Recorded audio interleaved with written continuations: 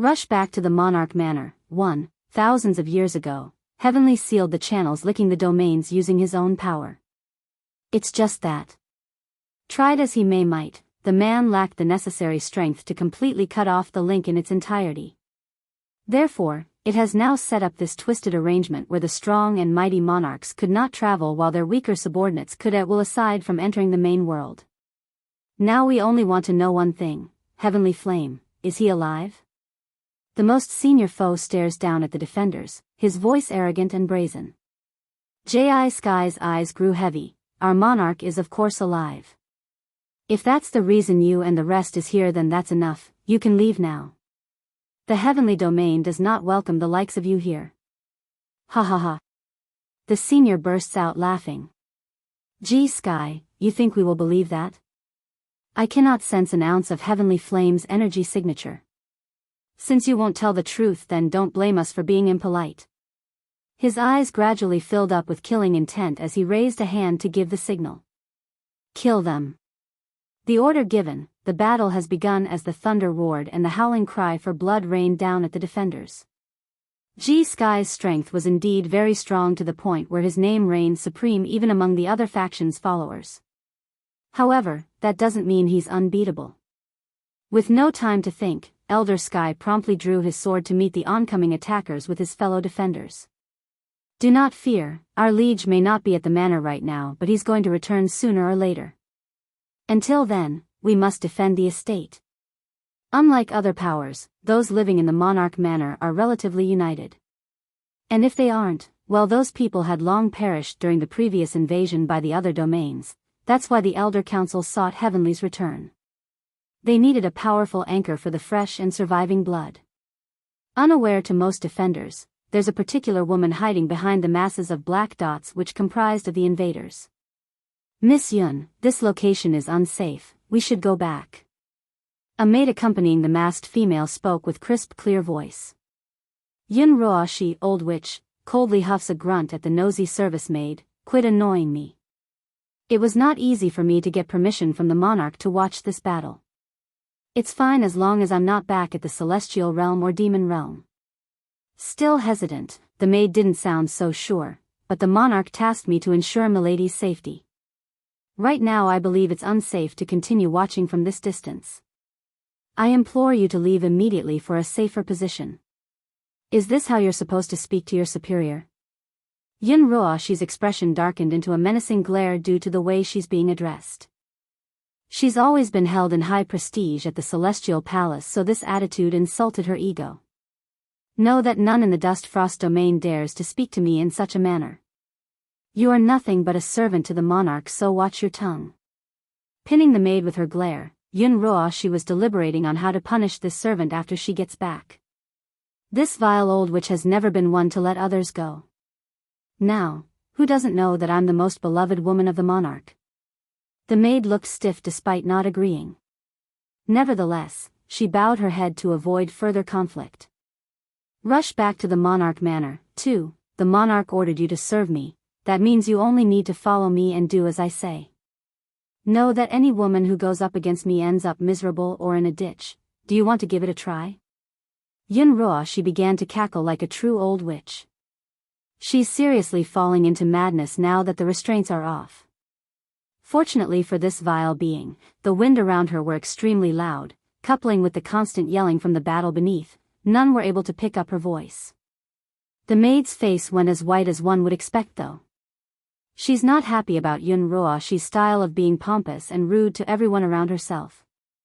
Besides, someone that hasn't even received a proper title from the monarch doesn't deserve such fine indulgences. Yet it's quite true, any female that got in the way of this old witch did find themselves in the gutters at a later fate. Yun Roashi saw the face the maid made there. For that, she's very pleased and grinned with baring teeth underneath that mask. That's the benefit of power. Now, I don't even need to hide my real self anymore.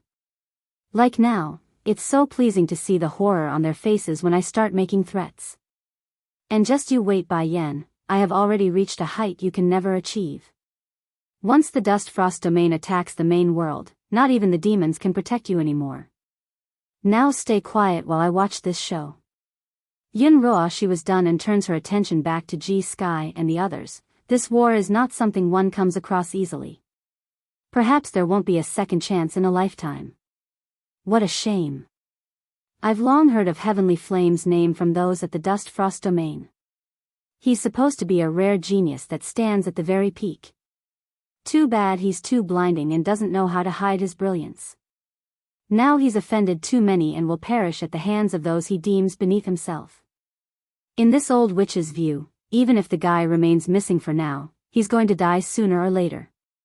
It's just a matter of time before the monarchs of the other domains break free. By then, the new rulers would come forward and she would stand by their side as the queen of all. Beneath the sky where the main fighting ensued, Ji Sky could see several of his peers in the Elder Council was starting to wane in their ability to fight. In his urgency, the old elder cried out. Do not give up. We must hold on until the monarch returns, understand? If we fall now then only death awaits us all. Sure enough, Ji Sky's words had the added effect of revitalizing the fighting spirit of those who are ready to give up due to the fatigue and pressure. They understood that if they are going to die anyways then it's better off fighting. They are no cowards, otherwise they wouldn't have been chose to be here in the Monarch Manor. Before anyone knew it, the darkened sky of gloom and oppression had dispersed to reveal the bright red sunset. The scene felt like the world's been stained with human blood due to that crimson shade.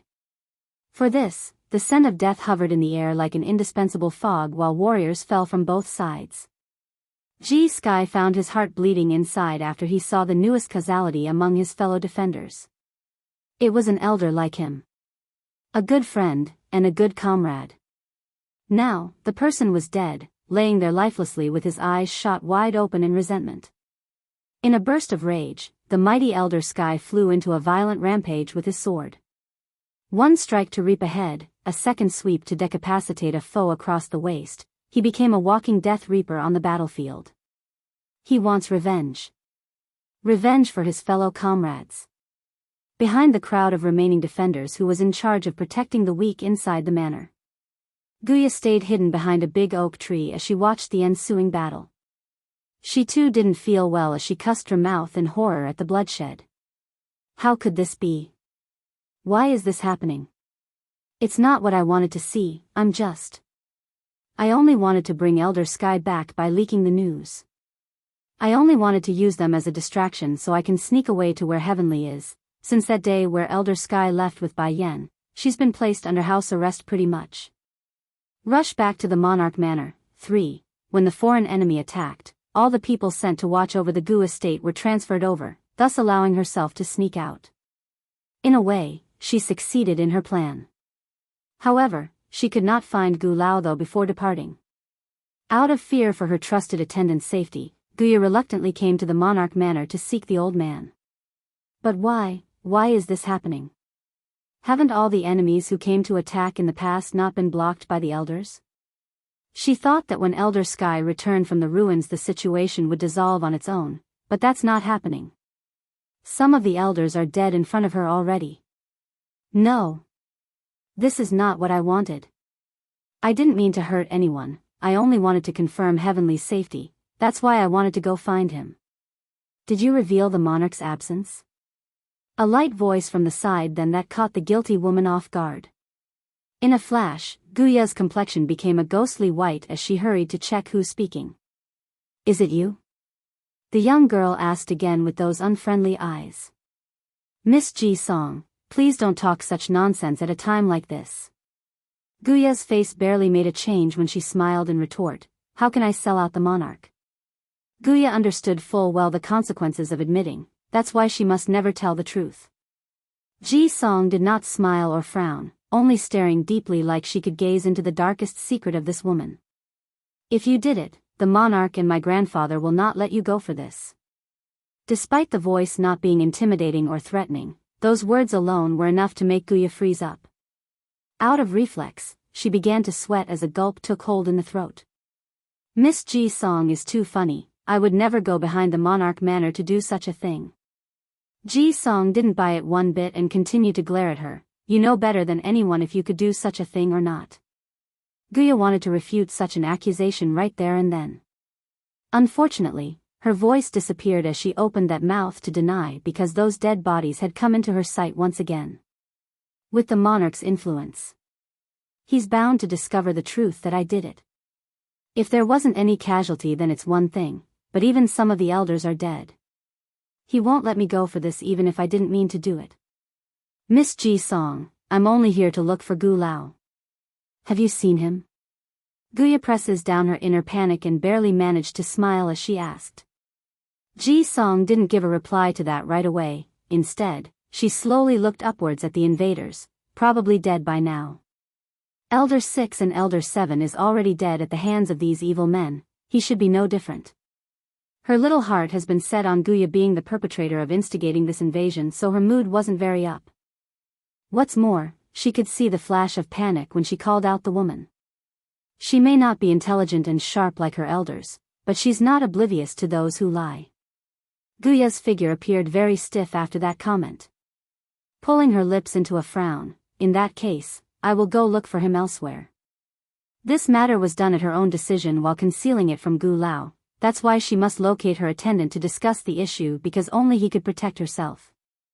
Rush back to the Monarch Manor, for, after a long stretched out battle, Ji Sky was gradually feeling the strain on his old self after deflecting the last blow. He hasn't given up, but strong will doesn't equal to physical strength in this case. Bang! Attacking from the rear in his moment of weakness, Ji Sky did not dodge in time and took the blow bluntly. Dropping his sword, this old man could no longer carry his weapon and flew many meters off before plunging into the cold hard ground with that fall. Elder Sky. Those on the Monarch Manor's side exclaims in great fright at the sight. Grandfather. Ji Song's heart jumped, her head a blank state as she ran towards her only family member. Little Song. After spitting out blood from due to the injury, the poor grandfather only saw the painful image of his granddaughter crying and running over. For that, his old face crumbled into horror. Don't come over. Back over in the sky, the leading foe took notice and waved his men to dive down for intercept.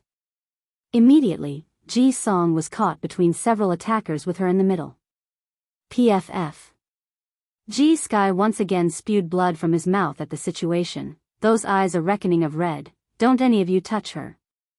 Whoever dares to touch so much as a hair on her will have their soul crushed under my fist. I will take you all to hell with me if I must. The enemy leader did not seem to hear the threat though and instead reached down to bring the child into a choking hold with his hand. Ji Song. All of the elders are very much frantic now as they attempted to break through the blockade for a rescue. Sadly, the enemy forces were many and they too little to resist. In retrospect, Ji Song didn't appear frightened in the slightest despite being in such a predicament. You let her go, let go of my granddaughter. Pulling himself up, Ji Sky wanted to run over to be blocked by countless swords from the front. Old man, your granddaughter is in our hands now. If you tell us where Heavenly Flame is then we'll let your granddaughter go, how about that? Saying this was a woman dressed in blue, her sarcastic eyes fell upon Ji Sky when saying that. They'd been stalking the Monarch Manor for several days already, and the reason they didn't attack earlier was because they wanted more information regarding Heavenly's existence. If the guy was around, he would have come out by now. And as they all see, clearly the guy was either in great danger or seriously injured. Regardless, it's the time to press their advantage. Furthermore, imagine they managed to capture the infamous Heavenly Flame alive. That would be a merit worthy of going into the history books. My grandfather won't ever tell you anything. Ji Song coldly met the blue-dressed woman, her head held high in proud proclamation. He is absolutely loyal to the monarch. Even if you kill me, he won't say a thing. Is that right? The woman slowly strolled forward and grabbed over Ji Song from the guy. With slight flecks of her slender finger, a huge pinch of red promptly shone through the child's cheek after the act. Who doesn't know Elder Sky of the Heavenly Domain is extremely fond of his own granddaughter? I like to see if you are more important today or that Heavenly Flame is more important. Rush back to the Monarch Manor. 5. The woman in blue doesn't believe that this old guy would let his granddaughter die like this, hence the confidence her speech. Ji Song. G Sky's voice sounded a heart-wrenching battle cry as he crushed the blades into dust with his bare hands. All of you get out of my way. His momentum exploded, and those close to him stumbled backwards due to the effect. However, they soon stabilized their pace and again surrounded the old grandfather in the middle. Grandfather, Ji Song swings her gaze over and spoke with a cool, calm voice. I am not afraid of anything, so you do not have to worry about me. You have to remember that you are the first elder of the heavenly domain. Some things are more important than me. Aching in the heart over his granddaughter's maturity, G Sky spews another mouthful of blood as his momentum deflated. I told you all to let go of my granddaughter. Are you deaf? What skill do you bastards have in harming a child? If you got the balls, then come at me instead. Song, she's just a child. And my only concern in the world. But betraying the monarch is not possible, even if I don't know if he's able to get out of the ruins. That doesn't matter. What's more, next to the ruins, there is still Ling Yen waiting for her mother. How can I ever put that little one in danger after her mother entrusted that child to me? But if I don't say anything, then Song is bound to lose her life. Do I really have to let me one and only granddaughter die? G Sky slowly closed those pained eyes, his mind returning back to the picture of how Heavenly single-handedly paid the price of sealing off the domains due to that righteous determination. Then after that scene, another image appeared with Bai Yen entering the ruins with the same type of determination. Gradually, the old elder shot open eyes again. With the hesitation gone, he returns his sight upon the young girl with the loving gaze of a grandfather. Little Song, are you really not afraid of anything? Ji Song's sight fixes onto her grandfather with the same type of determination in those memories. I am not afraid. As long as we're together, then I fear nothing. Ha ha ha. Ji Sky breaks out into a hysterical laugh at that. He continued this until tears gradually flowed out of those old eyes. How can I turn my back on the monarch manor when your parents died for the heavenly domain? My little Song, I promise you, afterwards I will definitely get revenge on these people for you. Then I will accompany you to the afterlife so we can all be a family again. The other elders all stared at their leader with surprise. No one knows better than they do regarding the level of love G Sky had for this child. She's his life. Without this granddaughter, he would be without a purpose. By then, what other reason does he have to live? Grandfather, Ji Song softly formed a smile as her eyes beamed with pride. You are my hero. In comparison to saving a granddaughter, giving one up requires even more courage. Rush back to the monarch manor. 6. This way, the monarch would not die once he returns, and her grandfather wouldn't become a sinner. He would have succeeded in preserving his values and his name.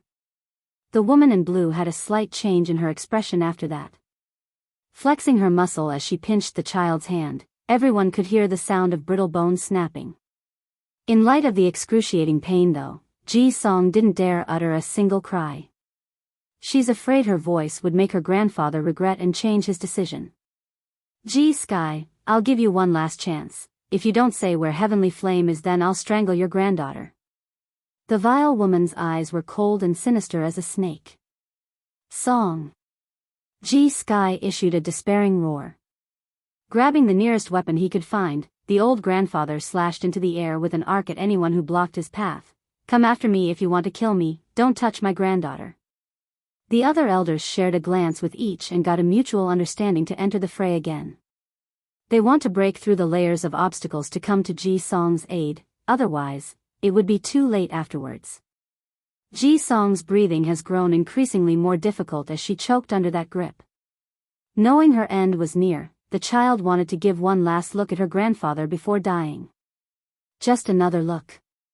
Tears flowed from the corner of the girl's eyes at that thought. There's so much yearning and sadness in there that it's heartbreaking. Despite showing no fear earlier, she's just a child after all. How could she really not be afraid of death? No. G Sky desperately rushed towards his granddaughter's location, but there's simply too many foes ahead blockading his route. At this moment, he could feel his heart shattering into a million pieces after he noticed the speck of blood slowly dripping out of the child's mouth. It's the obvious sign she's going to give in at any second. Song. Deafening in his cry, the old man also starts spewing blood from his throat at the hopeless situation. The enemy saw this opening and most definitely took advantage of this. In their haste, they shot forward and pierced countless swords into the old elder's body. Song wanted to plead for her grandfather to stop after that. Sadly, her mouth could not find a voice as the last light slowly drifted away from those eyes at this despairing scene. This time, she reckons she won't be able to escape. Grandfather will die too. But she wants Grandpa to live well. The monarch can't be without grandfather. Ji-song gently closed her eyes in regretful resentment at these invaders. Now, the woman in blue only needs to give one tiny tug to end her life due to how weak she has become. And sure enough, that grip gradually began to tighten around the neck since the woman in blue figured this child was no longer of use. Stop, you stop this right now. Fifth elder and the others also roared in absolute anger, come after us instead, don't hurt an innocent child. Song is only 10 years old, do you not have any consciousness? Child? Back over in the sky, the flax-colored robed senior who's in charge of this invasion force sneered with delight, you are mistaken about something here. Regardless of you being a child or a old senile, you're all going to die. Everyone in the heavenly domain will die today. Rush back to the monarch manor. 7, do it. Pulling his sight back, the flax-robed senior coldly commands. Smirking as well over the approval, the woman in blue did not hold back anymore and attempts to finish off her hostage with a snap of her thumb on the child's neck. Boom! However, it's at this crucial moment that a light sword suddenly cuts down from the heavens and lopped the female villain in two. This attack proceeded to slice through the hearth beneath as well, thus creating a long chasm through the earth. Already unconscious due to the lack of air, Ji-song began to crash down towards the ground from midair. Thankfully a hand had caught her little body part way, otherwise she would most certainly make a huge splat at the impact with her frail health. Ji-sky's eyes shrank in realization at this sudden interjection. Having his heart jump out, this old grandfather would never forget that dazzling face of the woman whom he misunderstood. He feared for the worst during this entire battle, but now all he felt was ecstasy of joy. She's back, does that mean the monarch is back too? Thinking up to here, Elder Sky and the rest of the Monarch Manor's defenders were looking around with excitement until they locked onto a certain figure in the sky. It's true. Monarch, the monarch is back, he's really back. At this very moment, the elders are full of joy on their faces as a warm current surged from within their once despairing heart. As long as the monarch is here, none of the people who came today can leave. We will avenge our comrades on the battlefield. Bai Yan did not pay attention to these people in light of the messy scene. Rather, she's preoccupied with feeding a medicine to her little friend whom she caught. Cool to the touch, Ji-song's eyelash flutters as she slowly regained consciousness. Murmuring in the voice, Mrs. D, not uttering a word in light of her own innards churning with anger at what has transpired, Bai Yan hands the patient over to her own mother Bai Ning. Mother, help me look after her and Ling Yan. I need to deal with this first. Okay. The grandfather happily nodded. She has no doubt her proud daughter could deal with these fools. What's more, there's also her husband Yun Feng here. There's no way her man would let their daughter get hurt. Go mother. Di Ling Yan gleefully shouts in support. She could already see these poor people crying for mercy. Isn't living a good thing? Why do these people always like to go up against Mother? Heavenly Flame. The most senior leader of the invasion force bypassed Bai Yan's figure with his sight and locked onto the man behind her. Instantly, his breath stopped in tense agitation. Didn't that person send news that Heavenly Flame is missing? Why is he back now?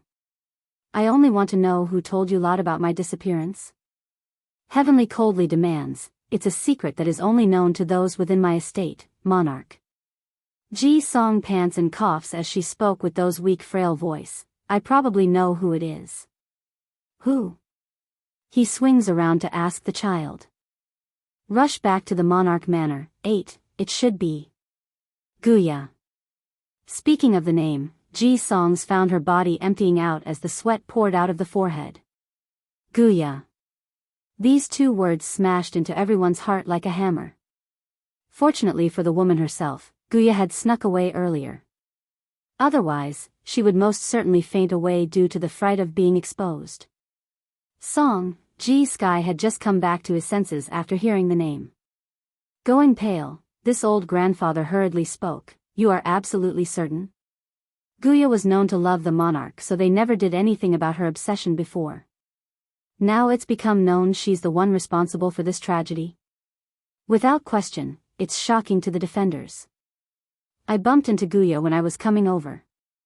She was sneaking around and watching in the back. I found her behavior very strange, so I got suspicious and asked her if she's the one who leaked the news of the monarch's disappearance. She got very nervous and frantic when I did, that's why I believes it's her. Ji Song then shifts her sight upon Heavenly, that voice weak but clear, "Monarch, you need to investigate this. I do not know the specifics and can only provide this much information." Sure enough, the man's gaze narrowed into a dangerous slit. No one knows how much anger he has in his heart. Because of Guya, the victims of today's battle are numerous. And because of that woman, Ji Sky and his granddaughter were also nearly killed. Such a crime cannot go unanswered. If true, he would never let her go. I understand, I will send others to investigate this matter. If it's proven true that she's responsible, I will have her pay for everything. The death of the brothers and sisters of the Monarch Manor will not be in vain. Heavenly's voice was firm and without question. Now, I must deal with these bastards from the other domains first, then I will handle the internal affairs. No matter who it is, if they had a hand in leaking the detail of my disappearance, they too will die like these attackers. The hearts of the elders were also in full swing. Compared with Guya, they are more likely to believe in the words of Ji Song, whom they watched grow from a baby. Sure, they don't have the exact evidence yet, but that's not an issue once the battle here clears up. If that woman was responsible, there's going to be a trail to follow. You don't need to get your hands dirty, I alone am enough to deal with this lot. Bai Yen cuts in then and slowly presented herself before the enemy army with that contemptible smirk. She still has a bone to pick with these people from the other domains. Bai Yen hasn't forgotten it was they who attacked the demon realm and caused state teacher's death, so murdering them as payback was the least she could do as an interest before the main show.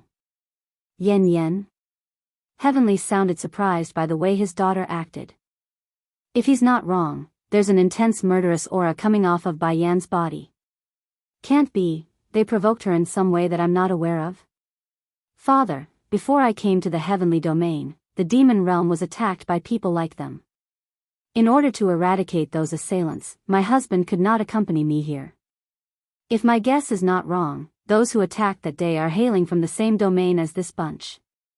Father? Elder Sky looked up in shock, his face in disbelief at the two speaking bodies. Did I just hear it wrong? Mrs. D called the monarch father? The demon realm? Not letting Elder Sky ask the question, the leading senior of the invading force spoke first. Demon realm? You're the queen of the demons? The queen of the demon realm, she's Heavenly's daughter? This is not good for the rest of the domains. Rush back to the Monarch Manor. 9. Yes, I'm the queen of the demon realm, and likewise, I'm Heavenly's daughter. Bai Yan's faint smile gradually turned cold and menacing, spreading her killing intent across the battlefield and stirring up a cyclone around the air. Ji Sky's expression changed instantly over that confirmation. Looking back and forth between the parent and child, this most senior member of the elders wanted to say something only to discover he's lost his voice. This was especially true when he saw Bai Ning to the sky, causing that shock to magnify by several folds. This girl is the monarch's daughter. In other words, her mother is the monarch's wife? And what did I do before? I harmed the monarch's wife by mistake. This time I won't be forgiven for sure, nothing will be able to atone for that sin. The night has become increasingly more intense by this point, thus shrouding Yun Roashi's presence behind the main invasion force. This old witch was currently clenching her fist until the nails had pierced into her palm due to jealousy. Why? Why is Bai Yen appearing here of all places, and how did she become Heavenly's daughter? I had to go through great lengths before becoming the mistress of the Dust Frost domain, yet she gets everything without lifting a finger. Why is it always her? I refuse to accept this. I refuse. Miss Roashi. The maid turned her head and saw the blazing glare coming off of the old witch then. By following the line of sight, she too took notice to Bai Yan's existence and began to have thoughts. It seems that Miss Roashi and that woman have some sort of deep grudge between them. Let's go. Yun Roashi orders with a low whisper due to her fear of Bai Yan taking notice to themselves. The maid sneered but her face remained unchanging. Miss Roashi, don't you want to continue watching this show? No, if we stay any longer then we won't be leaving at all. If Bai Yan finds out I'm here, she will chase me to the end of this world. I need to sneak away before it's too late. Besides, it's never too late for me to exact my revenge. She will pay for her crime against me in due time. Giving one last look at the center of this battlefield, Yun Roashi doesn't linger and disappeared into the night. If it was Heavenly who said this then it would cause a panic, but you think you can kill us based on your strength alone? The old man knew that he could not escape today so he doesn't flee. But what he didn't expect though was the man's own daughter coming forward for a fight. In that case, he might as well drag this woman down with him to act as a cushion. Bai Yan ignored that statement though by drawing her Godslayer. Whether or not I have the skill isn't for you to decide. Once you try it then you will know. She doesn't need to use too much power for anyone with this ancient artifact in hand. Anyone under the Divine Lord level of a monarch stands no chance. Boom! The sword slashed down from above after she raised it, causing a huge rift in the air like she's slashing through a mountain itself. The sonic boom alone from the force had deafened the surroundings and some of those too late to dodge were instantly turned to mush by the power alone. Ashamed Ji Sky, forget about the enemies here today, even the defenders of the manor were stunned by this display of sheer brute force. Out of fear, they had taken steps back in order to avoid being caught up in the mess. Now, do you believe I have the strength? The corners of Bai Yan's lips gradually stirred up a smirk in contempt of the old man who questioned her ability. You're also half a step into the Divine Lord level? The leader clenched his fist in frustration as it trembled in uncertainty over his own resolve. The reason why Gu Lao was considered strong was because he had half a foot into the realm of being a monarch, and this woman, she's obviously stronger than Gu Lao. How in the world did Heavenly's daughter that came out of nowhere have such an incredible ability? Feeling his heart drop into a chill over this truth, the leader of the invasion force dreaded for what the future holds in regards to the other domains. They came to deal with the forces of the heavenly domain because they believe these defenders are at their weakest. Turns out that's a lie and that they are at a new whole level. But running away was too late even if the old senior wanted to by this point. Why was that? Because Bai Yan had already appeared behind his back with the Godslayer and slashed down. Fortunately for this old man, he managed to react in time and used his own blade to deflect the first strike. Of course, he still suffered incredible damage from the impact and got blown away several meters due to the sheer force. And as if that wasn't enough, Bai Yan quickly followed up with a second strike with her leg. It hit him and hit him hard in the stomach, causing him to gasp as the air left him. Shooting out like an arrow, the old man found himself unable to speak when he wanted to plead for mercy after a series of incessant coughs. In his horrified state, he looked up to discover the one gazing down at himself was not the demon queen, but none other than Heavenly himself, the master of this domain who showed no emotions in those eyes. Heavenly, you don't need to live anymore. Boom! Without so much as a chance, Heavenly pressed down with his hand against the senior's head and crushed his brains out with an energy grip.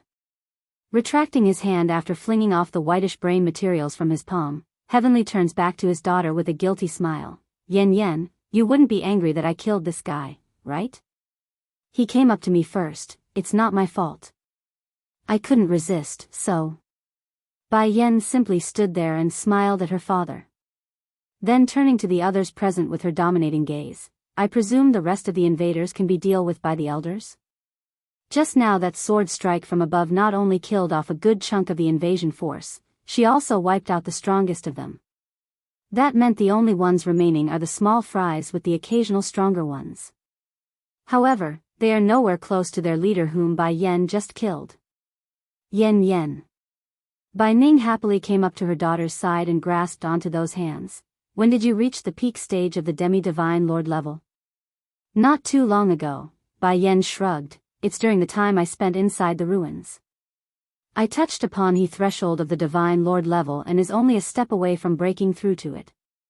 That was to say, aside from an actual monarch, there are no others stronger than herself. Perhaps Ji Sky might be a match in some areas, but in terms of sheer brute strength, the old grandpa definitely didn't hold a fiddle to the demon queen who controlled the Godslayer. Ji Sky felt ashamed and didn't dare to meet Bai Yan's line of sight after she said that. Though the woman referred to the elders handling the cleanup, but those in the know already figured out she's actually pointing to Elder Sky.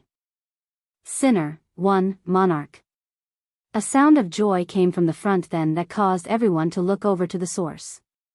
Heavenly wrinkled his brow as he did so because he recognized that voice.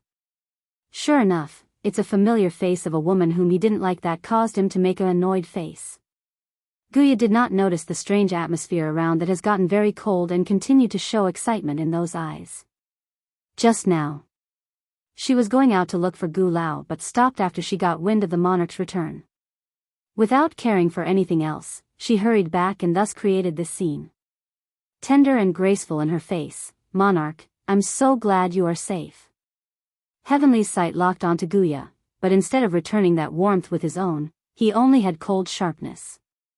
Going rigid at that intense glare, Guya did not know how to read this, Monarch. Why are you looking at me with such eyes? She has known the man for many years. Strong, handsome, and at the same time indifferent to those close to himself. However, she's never been the subject of such glares before. It's making her heart quiver due to the unknown. Guya, you know better than anyone on what you've done, why do you need me to remind you? Heavenly spoke with such indifference that it hurts the recipient like he's cutting her soul with a blade. What do you mean by that, Monarch? Guya's complexion got ghostly white, her lips a thin line. Everything I've done is for your sake and only for you. I would never think of being a burden for you. In her mind, the invaders are of no consequence as long as Heavenly returns, thus removing her of any sin she's committed. Heavenly did not comment on that, only examining the woman like a judge. I will give you one last chance to admit your crimes. Guya's face didn't simply look white anymore, she's downright green at the inner panic. Forcing that swelling emotion down, she attempts to change the subject and away from her crime of leaking the news out. Are you referring to the matter of Mrs. D? It must be because of Ling Yen. Heavenly loves the child so much, he must be upset I tried to expose the girl's mother for being a vile and scheming villain. Yes, that must be it. That idea in mind, Guya's gaze quickly swept over Bai Yen and Bai Ning's body and grew sour inside. She's very jealous of those two for being able to stand beside her absolute love while she could only watch from afar. Really? Like daughter like mother, both of them are vixens who only knows how to trick their way into a man's bed. Ling Yen needs to get away from such a mother and grandmother lest she be taught wrong. I will see to it that she get a proper education when I'm in charge. Monarch, I know you are referring to Mrs. D treating of Ji Song. As for what Ji Song said before, Guya did not take it to heart. First of all, Ji Song has no evidence, only speculation and guesswork that it's related to herself. With only that, there's no way that child would bring it to the forefront. Moreover, the monarch wasn't stupid in this lady's mind. Why should Heavenly believe a child's word, right? Sinner, 2, Heavenly frowns and turned to the surviving elders. Yen Yen cured Song's illness? This matter, why didn't anyone mention to me? Guya saw that Heavenly did not respond to herself and grew a bit more panicky. I accidentally overheard Ji Song and Miss Ling Yan's conversation. That's how I knew about their plan to have Mrs. D treat Song's condition. It's a huge risk and that caused me to worry exponentially. So, I went to the elders. Who could have thought she would really cure Song? Ji Song also felt quite nervous at the attention being on herself. Biting her lips, she worriedly watched the man for his judgment. That day her grandfather harmed the monarch's wife, that's a fact. Whether it's for an understandable reason or not, it's of no matter. Someone must be made accountable for the crime. Heavenly didn't want to spend another moment on Guya and turned over to G Sky instead. Calm in his cold voice, what exactly happened? Speak. Shaking all over at the holler, the old grandfather showed intense regret and guilt on that face. Let's ignore the fact that Bai Ning was the monarch's wife. If he had known Bai Yen really had the ability to cure his granddaughter, G Sky never would have done what he did. Pity. Panic got the better of his head and he had done something unforgivable. Monarch, it was Guya who came here that day to find me, she told me. He subconsciously glanced towards Bai Yen. Mrs. D wanted to become the mistress of the Monarch Manor, that's why she risked Song's health by attempting the procedure. She also told me Mrs. D doesn't have the ability and is putting my granddaughter at risk, so The surrounding air was getting colder and colder until the oppressive air made it difficult to breathe around the old man. Monarch, you also know that Song's condition is very serious and that any careless treatment would cause her to lose her life. I won't speak on Mrs. D's medical ability, but as a grandfather, how could I let a stranger treat my only family member? I fear she would have really died that day. G Sky hung his head in shame, those eyes full of sadness. So, I summoned everyone to stop Mrs. D. Heavenly stayed quiet after hearing the details, but the violent surge of air coming off around his body made the whole area dangerously hair-raising. So that's it. In my own house, my daughter was subjected to such maltreatment. Instead of treating her with respect and absolute loyalty, they saw her as a criminal and a liar. What qualifications do they have to question her intent? How much more harm will everyone cause my sweet child until they are satisfied? Bai Ning's expression got all icy, her sight landing on the elder. My daughter don't need to be no mistress. If there's anything she wants, she will get directly from your monarch. If I had known about your suspicions and misdeeds, would never have allowed my daughter to save your people. Guya shot up her face in shock at the very speaking woman. What does this woman mean? Is that how she exposes her own greed? How dare she dismiss the position of being the mistress of this estate? Is she not afraid of being kicked out by the monarch? Moreover, these elders would never allow such a greedy person enter the Monarch Manor.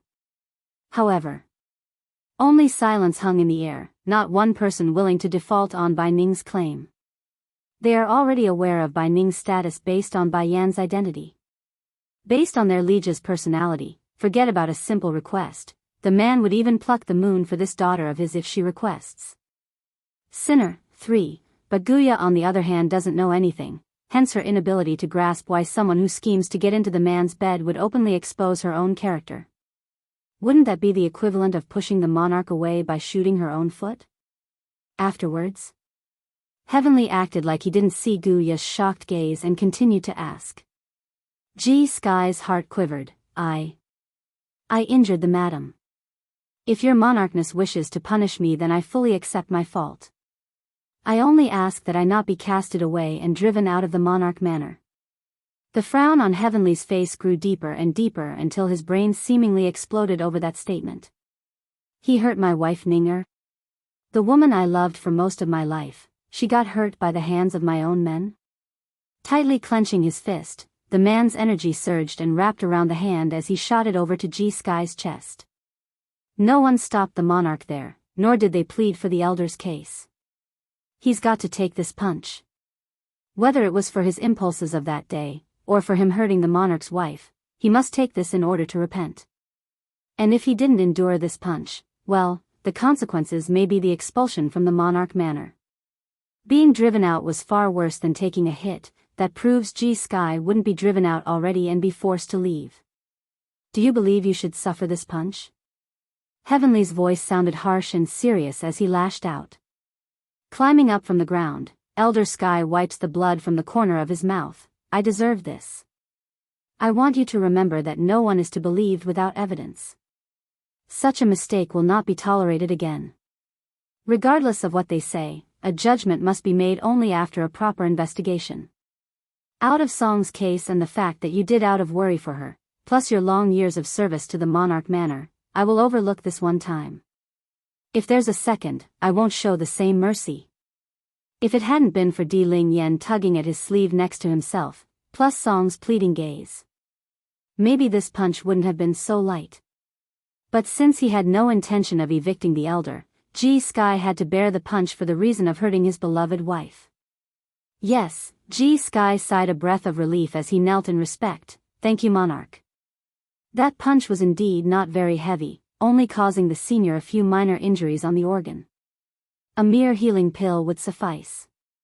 The corners of Guya's mouth were a little stiff then. She didn't miss the part where G Sky called Bai Ning the madam of the manor. When did this woman become the mistress of the monarch manor? In just a few months, and the monarch already accepted her? Monarch. Guya panicked, causing her elegant face to turn colorless. You really want this woman as your wife? Do you know who she is? Know her past? And she's a married woman, how can she be fit for the position of being the mistress of the monarch manor? Heavenly's attention slowly receded from Elder Sky's figure and shifted over to Guya after that outcry. Elders, you have all heard it for yourself on this woman's ambition. She and her daughter are both coming with ill intent, do you not see that? The two of them intends to share a single husband. Would that arrangement turn the entire monarch manor upside down? By this point Heavenly's gaze wasn't that of indifference anymore, it's that of a storm ready to blow. Sinner, for none of the elders responded to Guya then. It's just that their original look had transformed into sympathy at this stage. Outrageous. Boom. Guya felt a blow to the chest at that word, causing her figure to shoot out into the crowd and become a sorry mess. All tearful as she looks up at the man of her life, monarch. I desire nothing in this life. I merely want to follow by your side. Heavenly sneered over that plea, his voice intense and piercing like a sword. You said Yen Yen wants to become the mistress of the monarch manor? Where and how did you hear such a thing? Guya's heart became uneasy over the cold gaze coming down at herself, but the woman also knew this was her only opportunity to turn this around. Otherwise, the one to die would be herself today. That's because I overheard Mrs. D speaking with Ling Yen in secret one day. She said that only by becoming your woman can she become the ruling mistress of the monarch manor. I've followed you for so many years. Do you not trust my character? Everything I do is for yours and the monarch manor's sake. Growing red in the eye like she's about to cry, the level of grievance would make one believe she's suffered great harm to the soul by the mere accusation. Heavenly growled a laugh in retort. I ordered you to confess to Song's accusation and nothing else. However, it surprises me that I could hear so much more directly from your mouth. Guya's expression instantly froze into a popsicle. What? Song actually accused me of those speculations? That's merely her guess. How dare she tell a story without evidence?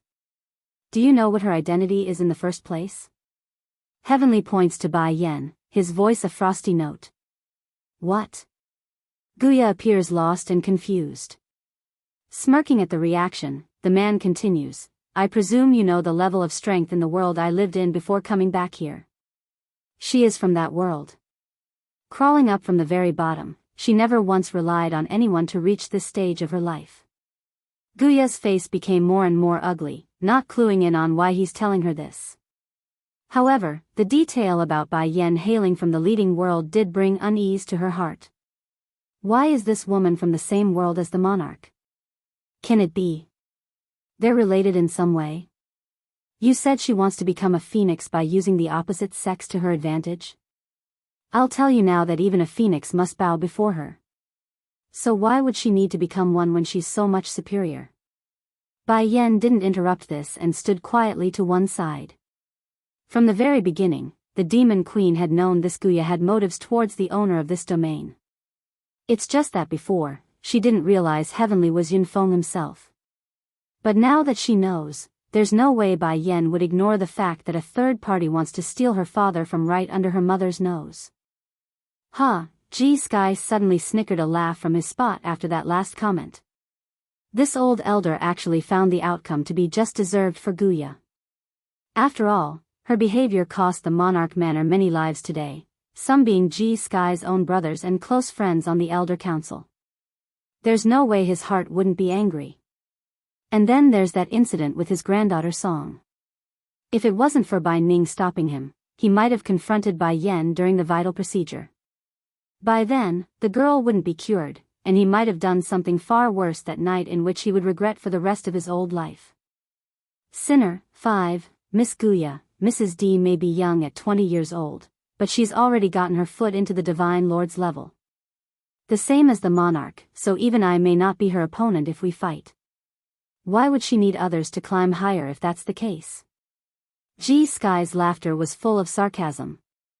At the same time, it also hit the woman's heart like a stick, causing that soul to tremble in shock. Elder Sky is not the woman's opponent. Her strength. Is that powerful? Today, I will again announce. The man coldly and sternly scans his surrounding to make sure they're all focused on his words. The ones in control of the monarch manor after me is my wife Bai Ning, followed by my biological daughter Bai Yen. She is also the young miss of my home.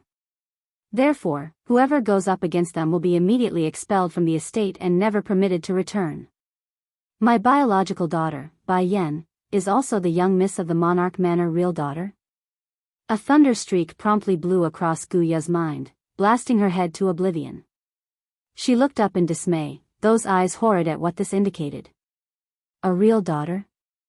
This woman is his daughter, that is to say, the monarch has long since married and has a wife and child. Quivering as she closed her eyes, the woman could sense this was the end of her love, for no woman could endure this level of humiliation. Not even her.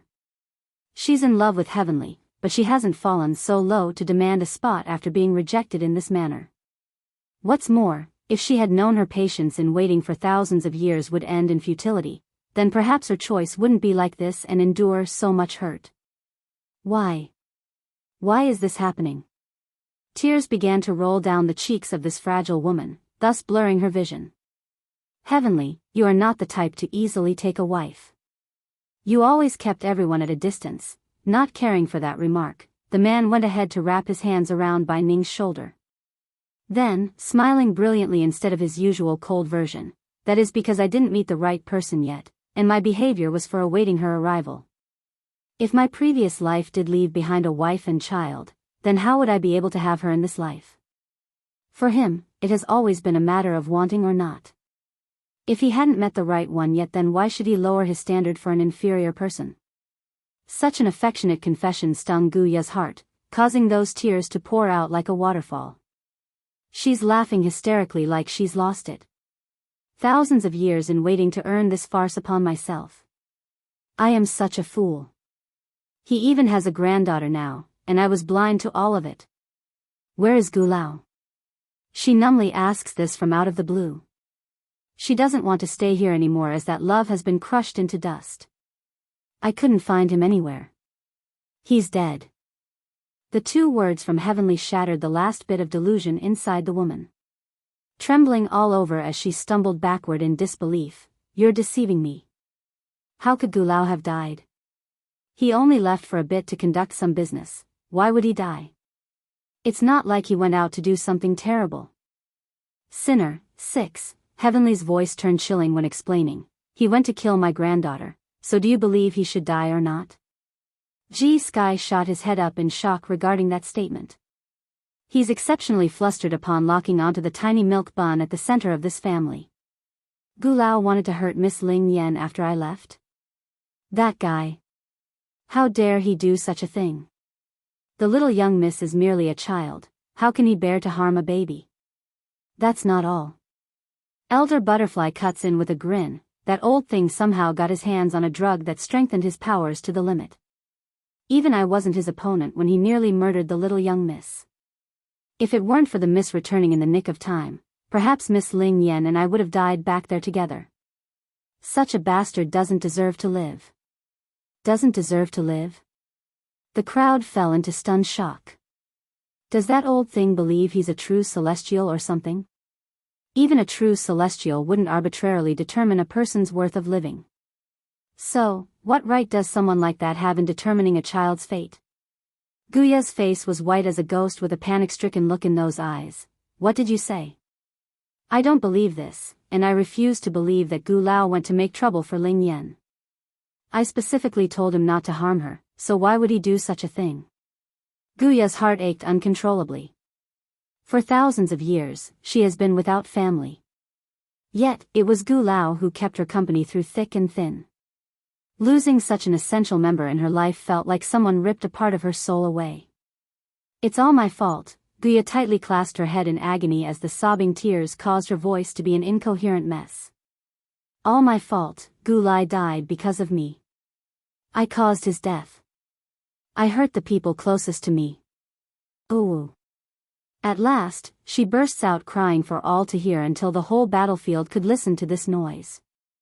Unfazed by this scene, Heavenly's gaze remains cold and harsh towards this woman. If you're done crying, then answer my question. Are you the one who leaked the news of my disappearance? Almost instantaneously, Guya's mourning cry stuttered for a brief second and transformed into a fluster. She may be grieving, but she also knew that admitting to this situation would cause her to face a fate worse than death. Pursing her lips as she responded, I admit I framed Mrs. D, but I didn't betray everyone. Monarch, if you are angry with me then you can kill me, but I won't admit such a crime that I didn't do. This battle has caused too many losses towards the Monarch Manor. Clearly, it's you. Ji Song tightly clenched her, you're the one who leaked the news. I can tell from the first time I asked you this question. The panic you showed back then was too obvious. Guya quivered, what evidence do you have that I did it? Song became speechless for a moment. That's right, she's able to determine it's Guya but had no evidence. Without proof, it's the same as making a fruitless accusation. Monarch, the former morbid child turns to Heavenly, her eyes solid and persuasive, although I don't have evidence but I am certain it's her. Guya continues to force herself to be calm because she knows that's the key to her survival. Any panic would be seen through and thus exposing herself. The monarch himself said so that one needs evidence. Without evidence, it can't prove I did it. Sinner, 7, evidence. Suddenly, a soft chuckle broke through the air and into everyone's ear. Guya hurriedly looked up towards the night and focused on the source. With her rosy red dress whistling against the wind, Bai Yan's smirking grin doesn't go unnoticed. My father does indeed do things by the evidence, but too bad. I never go by the evidence. If I say you did it, then you are guilty. Who dares to tell me otherwise? Guya popped her eyes out in disbelief. She's never met such a bold person before, so out of reflex, she turned to Heavenly for help. Monarch, I have always loved this daughter the most. Whatever she desires is what she will get. Shrugging his shoulder, Heavenly makes a face of a helpless father that overly dotes on his child. This was a total 180 to his usual demeanor. Grinning deviously, Bai Yan slowly encroaches upon Guya like a judge. Guya, you think you can hide your guilt from me because you won't admit it? I am confident in Song's honesty and that this child won't lie. Also, I am a person of my word. So if you tell me the truth then I will give you a painless death. Guya choked, seemingly trying to think of a proper way out of this situation. Sure enough, this woman once again turned towards Heavenly for help. Yet the man didn't bother to return her pleading gaze like she's a dead person already. Stung inside over how little she meant to this man, she closed her eyes and submitted to fate. Yes, it was my doing. Silent tears gradually rolled down those cheeks. I did it out of fear for the monarch's safety. I wanted to go look for you in the ruins, but the elders placed me under house arrest inside my Gu manor. That's why I came up with the plan of making diversion so I can come out. I was merely doing it for his sake. I never intended to make things spiral out of control. Monarch, what came afterward was never my intent. I honestly believed Elder Sky would be able to cope with anything that came. I never intended for 6th Elder and 7th Elder to die. Crumbling to the ground as she wept, Guya finally let loose the guilt that's within herself. 6th Elder and 7th Elder treated me well. How can I ever bear to harm them? I didn't mean for any of this. 3rd Elder, you exploded at that last comment. Not intentional? Do you think a single word like not intentional can erase your crime? Do you know what you've done? The damage you've done? Your selfishness killed them and everyone today. Elder Butterfly didn't yell like her peer but pursed her lips in anger as well. Since her return, she's seen the corpses of her fellow peers on the ground after their demise. They may not be the closest of the bunch, but they've worked together for many years. There's no way her mood wouldn't be affected. This was especially true when the reasoning behind their death came under the reason of a selfish woman only out to think for herself. Guya, I originally thought you were a girl with a conscience, but an animal had apparently devoured your consciousness. Your actions are an utter betrayal to the monarch manor.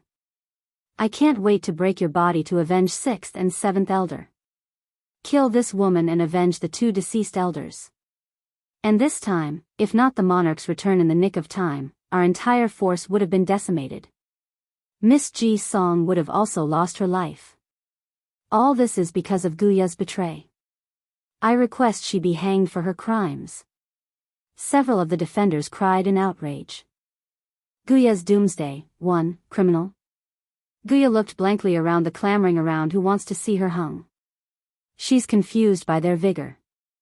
How could I be a criminal? I merely wanted to find the monarch at the ruins. I never intended to kill the elders. It's not my intention. Why do all these people want to destroy me? I am not wrong. I don't deserve this. Monarch, we must avenge our dead brothers and sisters. Elder, you got all red in the eyes when glaring at the one responsible. She caused so many deaths today, both on our side and the enemy's. For the sake of everyone who suffered under her ploy, we mustn't let her die too easily. She must suffer as much as we all did. Guya gasped in shock. She thought death was scary before, but that demand sent her quivering uncontrollably. You promised me you would give me a swift death. You can't let them do this to me. Bai Yen smiled at that. I promised I would give you a clean death, but unfortunately, I never said I would control what the others would do. In other words, she won't torture her but won't stop them from tormenting her either. The mood of the elders rose with those words. At first they worried about the promise made of not making it painful for Guya. However, this twist of words left them hopeful for what was to come. How can you not keep your promise as a demi-divine lord? Climbing up from the ground, Guya yells out in frustration at being played. She's furious and wants to devour this deceitful woman. If eyes could kill, then Bai Yen would be butchered by this point. When did my words not count? Bai Yen barred her teeth as she grinned. I only said I wouldn't make it painful, never did I say a word about others. You are the one who didn't listen to my words properly. Father, mother, I am tired now, so I'm leaving this matter in your hands. Without caring for the gazes coming her way over that remark, Bai Yen swings around with Ling Yan in tow. No. A sharp cry pierces through the night as Guya watched those whom she considered allies until now slowly closed in on herself. There's no room for retreat with a wall behind her back, only endless pain for what she's done. Guya, we've treated you well for all these years and this is the way you repay our kindness? Shaking his head in disappointment, Elder Sky never thought the day would come where Guya betrays the monarch manor. And, she also killed 2 of the elders. Elder Sky, I did not mean for any of this, woo-woo. I did not know this would happen. If you hadn't stopped me from going out to look for the monarch, then I wouldn't have come up with such a plan either. Please let me die a quick death, please.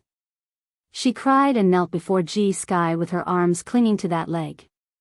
She's hardly the elegant maiden from way past, only a pitiful woman who betrayed everyone for her selfish greed.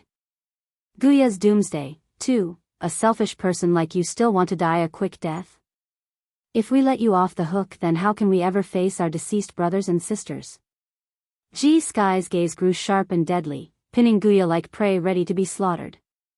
You eavesdropped on our conversation and used our method to bring back the monarch. Fine, we can ignore that. As long as the monarch returns, then we don't mind who carries out the mission. However, I never would have thought you would sacrifice so many people for your selfishness. Guya, how do you expect us to forgive you? What right do you have to request this of us? Guya's hand slowly loosened as her body collapsed against the dirt. She's never felt so helpless and weak in her entire life, for it dawns on her, these people aren't going to let her die quickly regardless of what she did. I won't go like this. If I die, then I will die by my own hands. At the thought, Guya's palm quietly gathered strength and attempted to strike down against her forehead. She's determined to meet her maker by her own means and not by the torture of others. Bang! Elder Butterfly, who's been paying close attention to anything out of the ordinary, naturally caught onto this. As such, the elder's foot moved quicker than Guya and kicked her several meters away. Want to die? Not so easy, Guya. I will make sure you regret ever betraying us in this lifetime. The female elder sneers in contempt. Due to the injury, Guya slowly turned towards Heavenly out of reflex and spat blood from the mouth. In her eyes, there's affection, yearning, and regret, but there's no hatred. No matter how this man treats her, she's unable to hate him. After all, if it weren't for this godlike person intervening thousands of years ago, Guya would have died already. She wouldn't exist to this day and died of despair in the past. Monarch, if given the same chance, I will continue to love you and not regret my choice. Guya began to laugh in a low, huffing voice of bitter flavor. But you never once looked at me. No matter how long I waited, I was never in your view. My only desire is to be by your side. You did not need to marry me, that's fine with me. However, I never thought you would take a wife and have a child as well. She wholeheartedly believed this man would never take a woman, that's why she's able to endure the long years of loneliness. But the arrival of Bai Yan and Bai Ning shattered her illusion. Now that I know that the elders would not let me go, I only want to ask one question. She looks up in hopeful anticipation. If this didn't happen today, would I have been able to become your consort? Spend my life by your side? Despite finally gazing down at the person, Heavenly's expression didn't show attachment. Of course, it didn't help either that his hand was wound around Bai Ning's waist. I've been alone for years, but that's only because I was waiting for my wife to appear. Without her, I wouldn't take anyone else. That was to say he wouldn't marry Guya regardless of Bai Ning's arrival. Therefore, there's no chance of them being together from the very beginning and that her love was one-sided. Unable to accept this shock, Guya spews another mouthful of blood from her throat and loses all strength in her muscles. The last string of support has now been destroyed, and so goes her will to live. Guya's Doomsday. 3. This sight would generally be insufferable at how pitiful a single lady was being treated. However, this was Guya in question. Not a single soul bothered to help her, not even the remaining enemy forces, since they've also been conned into this mess. I see. Guya trembled as she closed her eyes in silence. She had nothing more to say anymore. Sky, Heavenly glances over to his right-hand man. Take her away. I won't get involved with how you guys want to punish her. I'm leaving that decision up to you. Yes, Monarch. The old elder respectfully complies by cusping his hand. Ninger, Heavenly didn't look back and turned back to his wife. You must be tired. Let me accompany you back to the bedchamber. Once you're rested, we will immediately leave this place. Bai Ning faintly nodded in agreement. Monarch, are you leaving? Sky appeared all shocked and quickly pursued the detail. Why are you leaving the heavenly domain? If you leave, what should we do then? Faintly smiling, my son-in-law and grandson are still waiting for us, so it's inevitable for us to leave for a while. As for the heavenly domain, I'm leaving you in charge until my return. After the wrapping of the battle today, the Monarch Manor once again returns to peace and tranquility tonight. Guest room. As the evening wind blew against the windowsill, Bai Yan laid comfortably against her bed with a milky peach girl in her arms. She's pleased with this arrangement because this mother was finally able to play with her daughter. Ling Yan, we are going to have to leave this heavenly domain soon now that everything is wrapped up here. Your father is still waiting for us at home. The little milky peach bun lifts her head. Mother, when are we leaving? I miss father too. I also miss big brother and second brother. And there's auntie. She must be grieving so much during our absence. I feel the same way, sweetie. But before leaving, we must also bring your grandfather back with us. We can't leave him here alone. That said, the demon queen moves her finger to caress the peachy bun's hair. Ling Yan, do you know how long we've been gone? Placing a finger on her little lip, Ling Yan had to take a good moment to answer. Should be a long time already. That's right. It's been quite long, hasn't it? Bai Yen nestles the baby girl into her arms for a hug. I wonder if your father has finished off those people yet.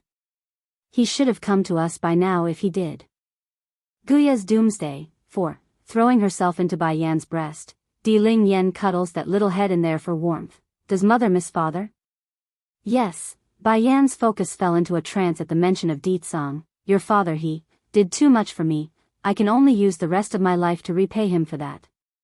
Di Ling Yen does not understand why her parents would owe each other anything. After all, in her view, they are all family, so why does a family need to owe each other anything? You're still young, so you don't understand. When you meet someone who really cares about you, you will naturally get it then. Giving her daughter's head a rub, she smiles warmly as she speaks in a cooing voice. If you meet a man as good as your father, you must never give him up, understand? I kept refusing your father in the past. Fortunately, he was so insistent and eventually won me over. Father and mother weren't family before? A look of confusion sparkled in the pipsqueak's intelligent eye.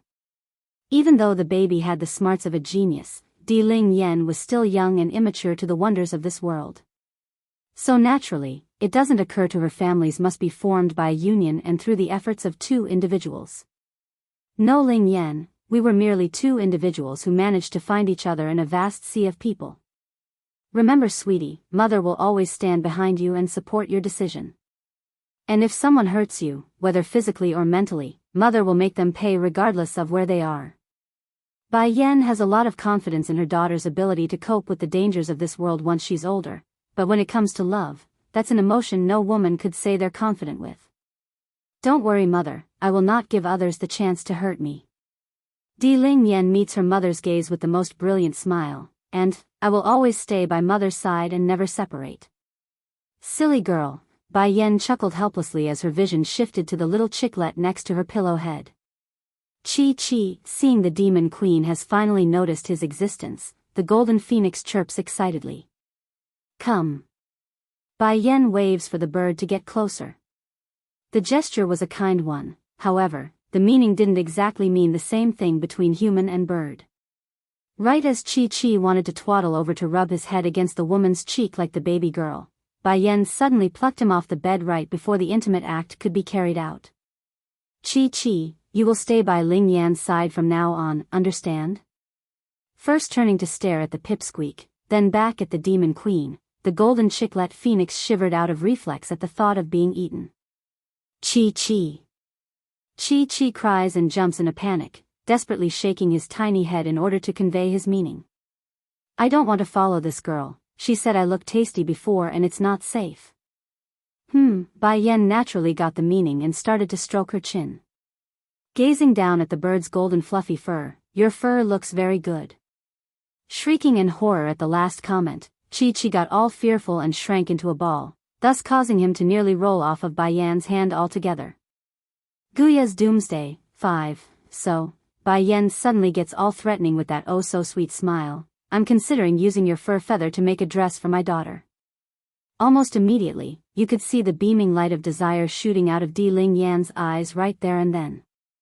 She's already imagining the picture of herself wearing a cute little dress made of golden fur feathers. Chi. Neither mother nor daughter is a good person. How could I have ever trusted this woman? Wanting to cry foul, Chi the golden sheikling suddenly found himself in a wolf's den, unable to escape for the life of him. Chi, he chirped and chirped with all his might to make himself look more substantial than he appears for some protection. Sadly, Chi-Chi's tiny stature and squeaky little chirping only made him all the cuter. Cocking her brow in amusement, Bai Yen almost couldn't hold herself back and laughed. It doesn't matter, does it? Your fur feathers will grow back eventually. I can wait until we get together the numbers to make a dress. Chirping much harder and frightened fear plastered across those eyes, Chi-Chi found his heart thumping hard like a drum being pounded away. If he weren't so brave and manly for his miniature size, the poor thing would have rolled over and dropped dead over those ideas by now. Without hesitation at the dreadful future, he promptly turned tail and attempted to escape from this pair of evil villains who wanted to use him as a stuffer. It's just that size matters in this case. Regardless of how much the poor guy wanted to run, he ran hard as he could. In fact, Chi had already been caught between a pair of fingers around his head like a toy. Realizing this, he stiffly swings his head around to meet that horrific woman directly in the eye. Chi, crying for real instead of simply sobbing, a drop of crystal tear that glistened with golden light trickled down the chicklet's eye and made a sparkling impact on the bed. Unlike ordinary birds, phoenix tears are a rarity and are highly prized materials for a range of professional fields. Since Chi was an ancient golden phoenix, his tears would of course create a magical scene. Di Ling Yen sounded surprised. Chi actually knows how to cry. I thought chickens don't shed tear but only get wet in the eye. If not, I don't need his feathers anymore. Her little face appears troubled. Make no mistake, the pipsqueak absolutely would love to have those golden fur feathers as material for her dress, but how could she ever make someone else cry for her personal gain? That wouldn't be within her character. Therefore, she decides to go against her own desire and deny the idea. Letting go of the golden fluff feather, Bai Yan leans against the bed like a true queen. Now are you willing to stay by Ling Yan's side? Still didn't quite get it yet. Chi simply stares into that gorgeous face of the demon queen. What? She was using that to scare me the entire time? So that I would know the girl wouldn't harm me? I know you're smart, and you've lived a long time, but if I hadn't shown up, I'd believe you would still be stuck inside that ruin. Ticking her lips into a smirk, Bai Yan grins with her teeth showing since she's got him. Sure enough, Chi got all quiet. Indeed, when his previous master left and put him inside that egg, his only hope was another person appearing inside the ruins and activating the release seal. Chi, gradually, the initial fear from before dissipated at the thought. Slowly standing up, Bai Yan gets serious after seeing her idea has gone through. I cannot accompany my daughter at all times of the day. Therefore, I will need someone I trust watching over her for people that wants to harm her and the like, especially those misbehaving men. Do not let any of that type near her, understand? When reaching the last part of her sentence, the demon queen made sure to narrow her eyes in to get the point through. She won't prevent her daughter from finding a husband in the future, but that doesn't mean she won't vet for scums that might have ideas about the pipsqueak. It would be a utter failure on her part as a mother if she allowed such a thing to happen. Chi. Guya's Doomsday, 6, nodding in understanding. Chi, I will protect the little young mistress from now on. Pouncing over excitedly, Di Ling Yen suddenly grabbed the little furry feather and kept rubbing him against her face. As a result of that act, Chi nearly puked blood from the pressure of those fingers and kept squeaking in pain. Realizing her strength was too big, the pipsqueak promptly loosened up and made an apologetic face by spitting out her tongue. I'm sorry Chi, I hurt you by accident. I promise to be more careful from now on. I'm just so happy. Big brother got little rice, and now I got little Chi, little Chi. As soon the fluff feather heard that name, he immediately exploded. You are the little Chi, your whole family is the little Chi. Is it my fault that I can only make a Chi chirp? Why are you giving me such a vulgar name? Mother, why is little Chi looking at me like that? Di Ling Yen blinks her big blue eyes in confusion. Is he sick? Mother, can you check if little Chi is sick? If he is, I will feel awful if we don't help him. Bai Yan merely stared in awe at her own daughter's thought pattern. Sure, she gave Chi the name in the first place, but to call this bird little Chi like little rice was simply baffling. Looks like my children are all evil when it comes to naming. It's either little this, or little that. Suddenly, Bai Yan got all sympathetic to this little fellow to have this name planted on him. He's fine. Bai Yan withdrew her gaze and smiled in pity. I'm relieved then. Di Ling Yen excitedly flailed her legs around in the air as her face got all cherry red. Mother, who do you think is more powerful? Little rice or little Chi? Hearing this, Bai Yan shot another look at the bird. Now that's a good question. I wonder who is stronger when Chi grows older. At least right now little rice will turn him into mincemeat with a single swipe. There's no question about that though. In the future, little rice and little Chi will be good partners, it's best we don't let them fight. Bai Yen says, a bit of musing. Nodding his little head in agreement, the pipsqueak likes the idea as well. I think so too. No matter if it's little Rice or little Chi Chi, if either of them gets hurt then I will be very sad. It's good that you're able to understand that point. Rubbing her daughter's head in doting fashion, the demon queen smiles brilliantly at how smart her daughter is. Oh right mother, little Rice is a boy, but what about little Chi Chi? Is he a boy or is she a girl? Plopping her head against both her hands, she asks with all levels of cuteness as she leaned back down to Bai Yan's chest. I think he is a boy since he's little Chi Chi. Almost instantaneous, little Chi Chi began to weep at the indignation. Didn't you give me the Chi Chi name? When did the name become the main gender distinction factor? I'm a girl, a girl. Bai Yan naturally caught onto the aggrieved face coming out of the tiny gold bird. Smiling right up to the eye at the evil plan forming in her head, now that you mention it, I think he is a boy. I have no way to confirm his gender anyways. If he turns out to be a girl in the future then we can always change it back. But by then no one will care anyway. Oh.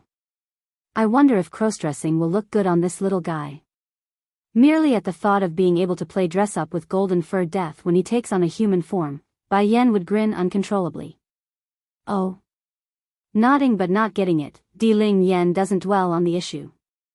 I bet Chi Chi will be a handsome boy like little Rice when he grows older.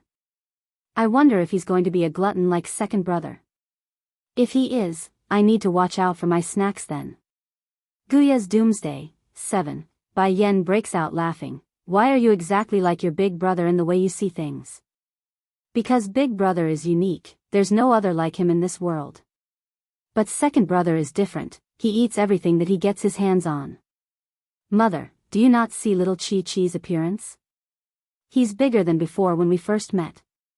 He's probably sneaking a lot of food in secret.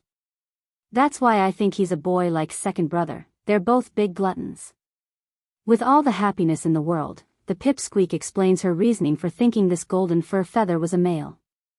Without surprise, Bai Yen examined the chicklet and discovered something she's been overlooking. This little thing, he really did grow a notch bigger after leaving the ruins. Suddenly, it's then the demon queen thought of something and caused her expression to make a subtle change. The peach blossom trees in the ruins are all fake, they're illusions created by pure spiritual energy. That's to say Chi Chi is able to directly consume that energy source and grow unlike everyone else that needs time to absorb it through their skin by meditating. I see, I understand now. Since the ruins depleted all of the spiritual particles in the air before to form that peach blossom garden, Chi Chi couldn't grow despite being in there for thousands of years. Sure enough, Chi Chi showed a sad face over their remarks. I've been going hungry for so long, why must I get another nickname of being a glutton? Is it my fault for wanting to feel full? Little Chi Chi, it's no use making that face at me. Di Ling Yen makes a grave expression, otherwise, you will get a big belly like my second brother and feel sick afterwards. Chi Chi protests by chirping some more. But I'm starving. It's okay Ling Yen. Bai Yen reaches over to set this daughter on her lap before shifting back to the bird. He won't overstuff himself even if he eats more. I will tell the kitchen to prepare the food for him later. Really? Only then does the pipsqueak feel relieved, then I won't worry anymore. The kid's always of the opinion her mother was always right. So whatever Bai Yen says, she would not doubt it. Someone come. Bai Yen calls out to the attendant waiting outside. Miss, is there anything you wish of me? A maid hurried inside after hearing the summon. You take my bird here to the kitchen and let him eat whatever he likes. She orders with a stern voice. Yes, milady. The maid complies by carefully coming forward and plucking the tiny fur feather up for the kitchen. Ling Yen, it's getting late now so let's rest first. We will need to come up with a way to leave this domain tomorrow. Rubbing her daughter's hair after they are alone, this mother starts cooing her daughter to sleep. Okay, mother. Ling Yen nods and attaches her head against the woman's chest to use as a pillow. She's become accustomed to taking over the space whereby Shechen used to monopolize. Guya's Doomsday, 8, Kitchen. A scene of total chaos reigned supreme here that shocked the working staff in charge of this department. What's going on here? Butterfly had just run into the kitchen where she came across this scene of carnage. She's shocked and blown away like the others present. This little guy is just a chicken with a tiny body. How does he fit all that food in there? At this moment, everyone felt that the stomach of Chi-Chi was like a bottomless hole that could never be satisfied. Finally, all the food in the kitchen was swept away by little Chi-Chi. In light of this, it doesn't look like the bird satiated yet because he kept looking around for more. It couldn't be helped. Imagine you being trapped inside a certain ruin for thousands of years without any food to enjoy. Naturally your stomach would be empty and hungry. Now all of a sudden he's blasted with these delicious dishes. How could the little fella ever restrain himself? Second elder, what should we do? If this little fella keeps eating, wouldn't he get sick? One of the maids present cried and turned to the female elder for guidance. Butterfly's gaze fell upon the chicklet and began to contemplate the possibility of that theory. However, her eyes gradually lifted and a smile formed on those lips. It's fine, from my assessment, he's likely going to be okay. He's already eaten so much and showed no sign of throwing up. Keep preparing the food he wants until he's satisfied. Yes, second elder. All of the kitchen staff promptly breathed a sigh of relief. They wouldn't want to be responsible for the death of this chicklet if they overfed him. Dust Frost Domain. The monarch's study room. Sitting on the master chair, the owner of this estate with his stern and cold expression gradually eased up after scrolling open a painting depicting a young woman. He's all gentle and loving when staring at this picture. Froster, the man caresses the portrait in the gentle manner of a lover. You are the color in my life, the soul of my world. Such a pure and kind woman like you deserves nothing but the best, yet those vile villains refuse to leave you alone.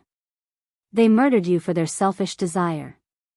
Closing his eyes, the man began to replay the memories of the long past that had kept him going. Brother Dust. He could hear the faint echo of that feminine voice again whenever he does this. That's how powerful the past affected this person. Seeing the woman he loved fall and die under a pool of her own blood, how could he ever forget his own failure of saving her? Deet Song. Dust clenches his fist and shot open those eyes to reveal the piercing gaze underneath. I will not let you go for killing my Froster, I will never let you go. Guya's Doomsday, 9. I want those people to be buried alive and burned in hell as an apology to my Froster. The ever-burning hatred in the man's eyes glowed through that iris, causing him to manifest an ominous aura that sent chills down to anyone unfortunate enough to draw close. Your monarchness, a voice suddenly came from the outside and interrupted his train of thought. Miss Roa, she is back. Do you wish to meet her? Dust huffs a cold grunt before replying, let her in. As you wish, milord. The sound outside the study disappeared, followed by the sound of light footsteps quickly drawing closer. To speak the truth, Monarch Dust had to admit this Yun Roa, she was quite the beauty after her scars were healed. This only reinforced his opinion upon seeing the woman again after she pushed open the door and walked inside his study. However, it doesn't mean she's the most beautiful female he'd ever seen, it's only average compared to the ones in his harem. What's the matter? Dust's voice sounded unsympathetic. Towards that cold indifference, Yun Roa, she had become accustomed to this and didn't appear fazed by the attitude. After all, this man treated everyone the same way, including those concubines inside the harem. Monarch Dust, I went to the heavenly domain. Making a faint giggle, this old witch plays the delicate fair maiden card despite her age. Holding back his inner disgust, and then? By coincidence, I encountered my greatest nemesis there. I saw Bai Yen, the queen of the demon realm. In that moment, Dust's usual cold indifference vanished and was replaced by a tense harshness as he stood up. Who did you say you saw? The demon queen? Yes, I saw her, and she's Monarch Heavenly Flame's very own daughter. Yun Roa, she didn't expect such a strong reaction, so her confidence diminished significantly there. I knew before that Deet Song had married a human woman. His focus locks onto the old witch like he's ready to pounce. What else do you know about that woman? What type of person is this demon queen? Is she like Deetsong or the opposite? I want to know everything. Taken aback there by the endless demands, Yun Ruoshi got all quiet to collect herself. Bai Yan is a beautiful woman. She may not like to admit it, but Yun Ruoshi had to concede that her rival was at a different level to her own beauty. Beautiful? Dust snickers with disdain at the very notion. Deetsong is not someone that cares about one's appearance. Even Froster's beauty cannot captivate him. What other woman can? Froster?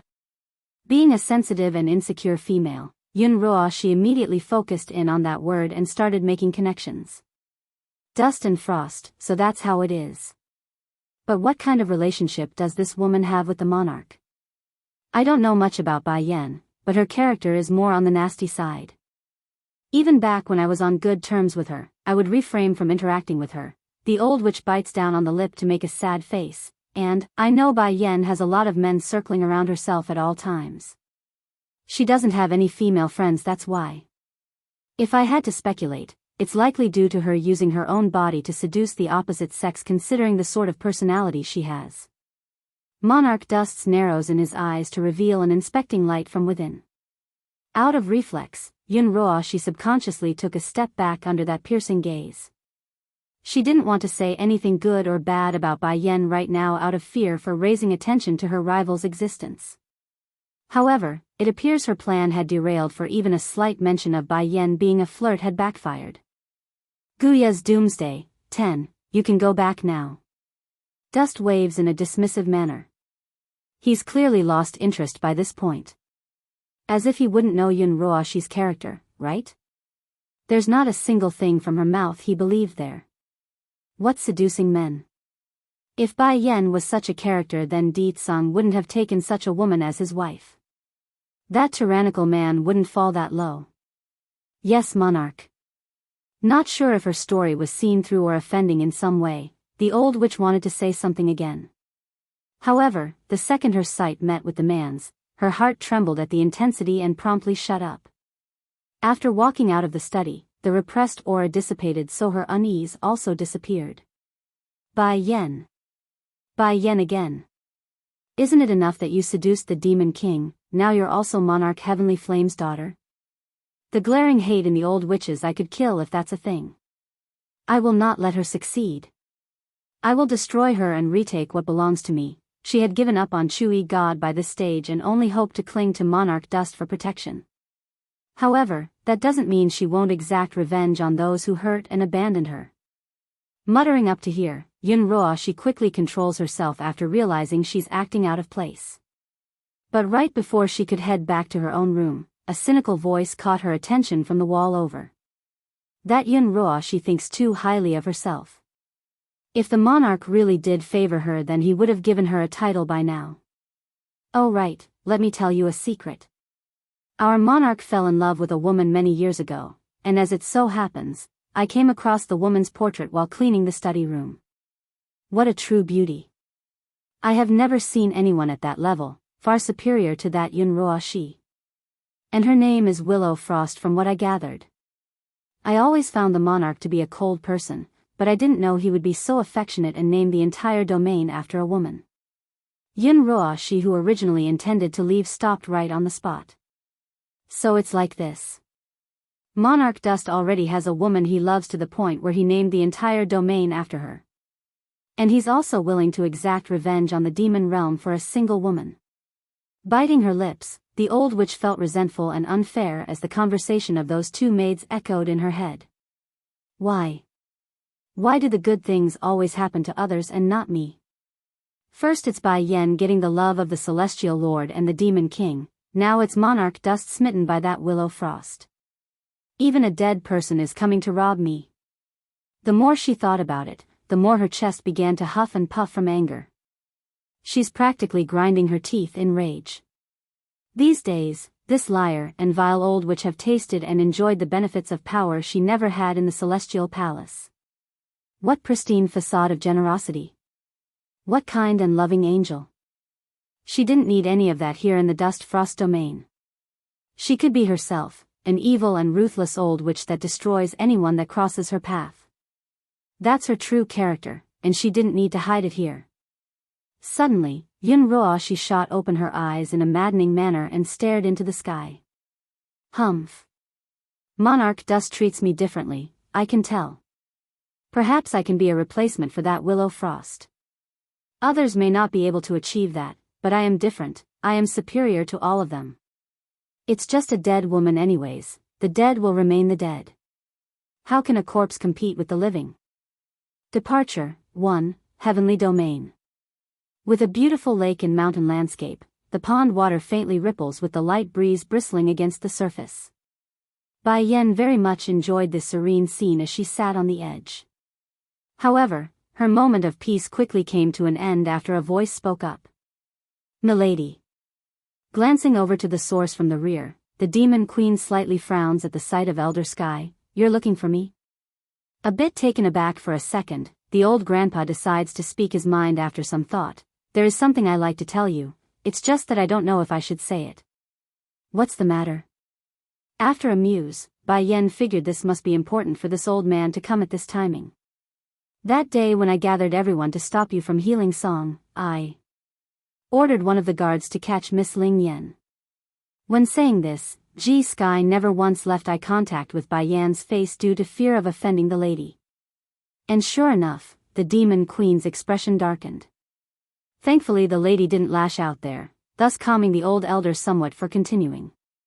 Later, according to the reports of the guards, Miss Ling Yan's body felt like it was on fire when they grabbed her. I believe this knowledge should be passed on to you in case something is wrong. Ji Sky's eyes were full of worry when explaining. He could guess that there must be a flame burning from within that body. It's not causing any major issue for now, but with time and age, that flame would grow and eventually harm those around. That's not a good thing unless placed under control. Getting up with a sinking feeling, Bai Yan's mood no longer felt good. I understand. Thank you for informing me about her condition. Do not let my parents know about Ling Yan's condition. I don't want them to worry about their granddaughter. Yes, milady. Ji Sky exhaled a heavy breath that somehow lifted his shoulder up a notch. With the lady's ability, she will definitely figure out the little young Miss's condition. It's no big deal if I don't inform the monarch and mistress. Bai Yen didn't say much more and strolled towards the backyard where her daughter played with the tiny phoenix. Mother? Di Ling Yen bloomed with delight the second she noticed the oncoming figure.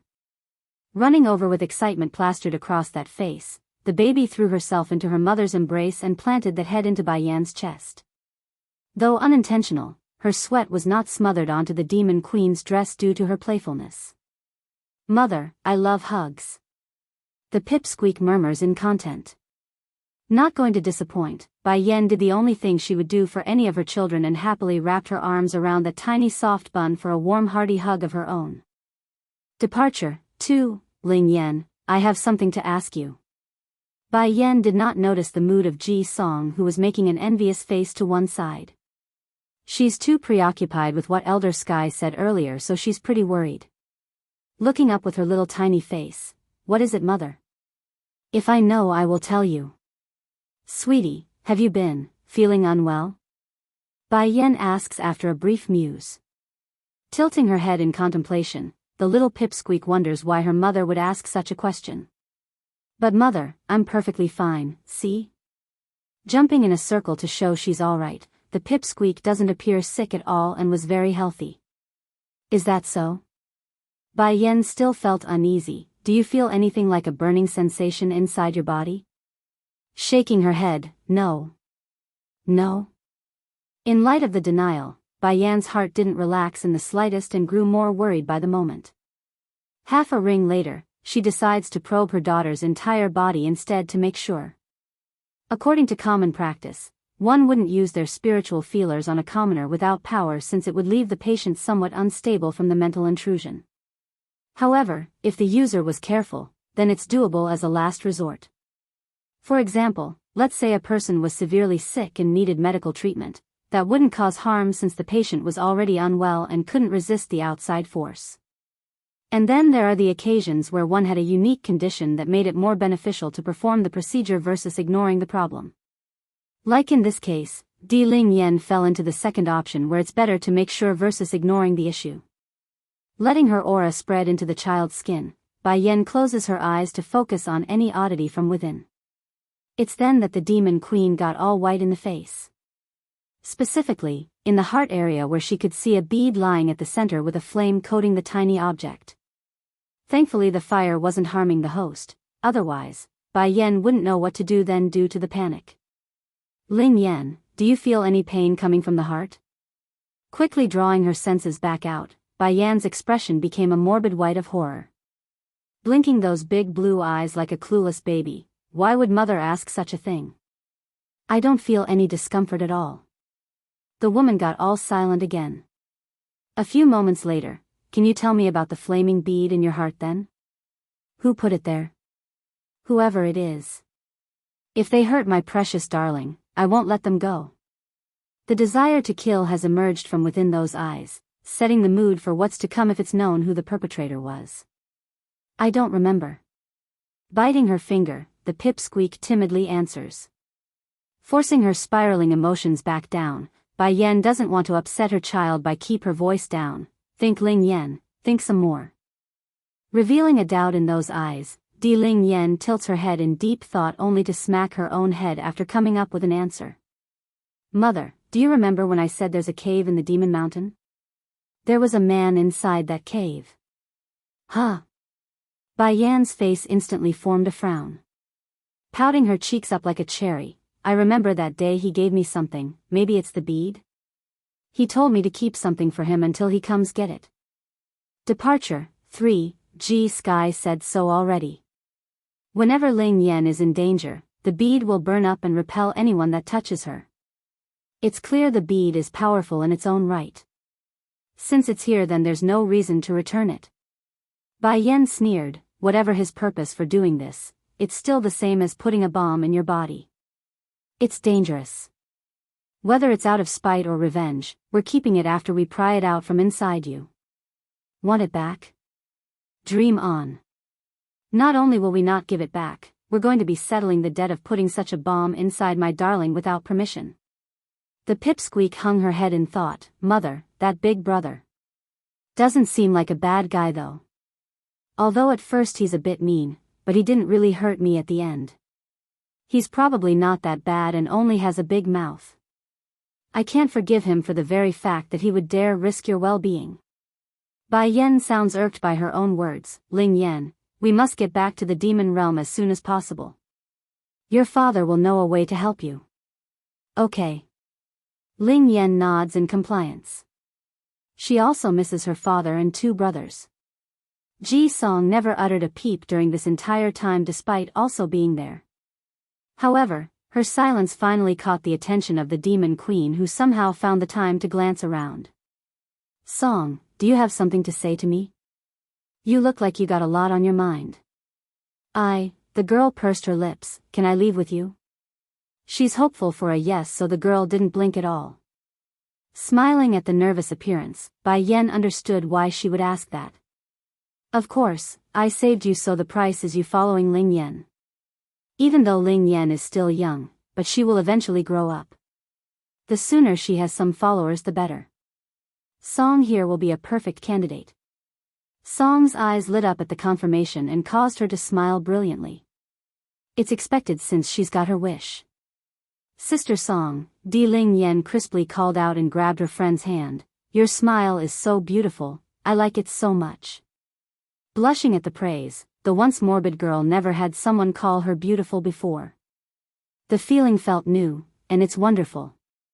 Ling Yen, you stay and play with your sister Song. I need to go discuss something with your grandfather. Teehee, the pipsqueak giggles with delight at the order. I will mother, I will be very good while you go see grandfather. Pleased by the obedience, Bai Yen leans down and gives her daughter a peck on the cheek to seal the deal. However, she was surprised by the envious gaze coming off of Song's eye once she straightened up. It seems she's been careless and hit a sore spot on the girl's mind. They died in order to protect their baby so Song never got to meet her parents. Softening up at the thought, Bai Yen knew she had to do something. She may not be her real parents, but she could be a substitute as a guiding elder. Reaching out with a hand, she rubs that little head as she spoke. Song, I'll be leaving Ling Yan in your care. Her hands were warm and gentle, causing the girl to stiffen up out of reflex. This would be the first time she's physically touched another person outside of her grandfather in this fashion. Everyone else was either an attendant or maid. They served her out of respect and command, not on emotions or love. Departure. 4. Therefore, under the warmth of Bai Yan's palm, Ji Song's nose got a little sour like she wanted to weep. Miss, I will, don't call me miss, if you don't mind, call me an auntie instead. Your father and mother both lost their lives defending the heavenly domain, it's only proper we treat each other as family. Bai Yan's soft cooing voice was spot on, hitting the knot that's been plaguing the child's heart. Hurrying to wipe the tears from the corner of her eye, Song forms a smile to show her current emotions. However, unlike the awkward and weird one she made at their first encounter, this former morbid child had on a more relaxed and smooth expression. It goes to show one only needs the practice to become their true self after recovery. Auntie, don't blame me? Taken aback by that statement, Bai Yan raises an eyebrow. Did you do something wrong? Ji Song grips her dress in unease. My grandfather hurt your mother the mistress, and he wanted to catch Ling Yan. Your grandfather is your grandfather, you are you, I will not put you two together. Bai Yan shakes her head to dismiss the heavy mood as she smiles. Not to mention Ling Yan has spoken up for your grandfather, I do not blame him. Truth was, she could relate to Ji Sky's impulse. If her own precious darling had encountered such a thing, the demon queen would undoubtedly do the same thing and not trust a stranger. But understanding was one thing, allowing it to happen was another. She couldn't turn a blind eye to Bai Ning's injury. If it were not for the praises Ling Yan said about the care provided by Ji Sky during her period inside the ruins, the matter definitely wouldn't be settled so quickly. Thank you, Auntie.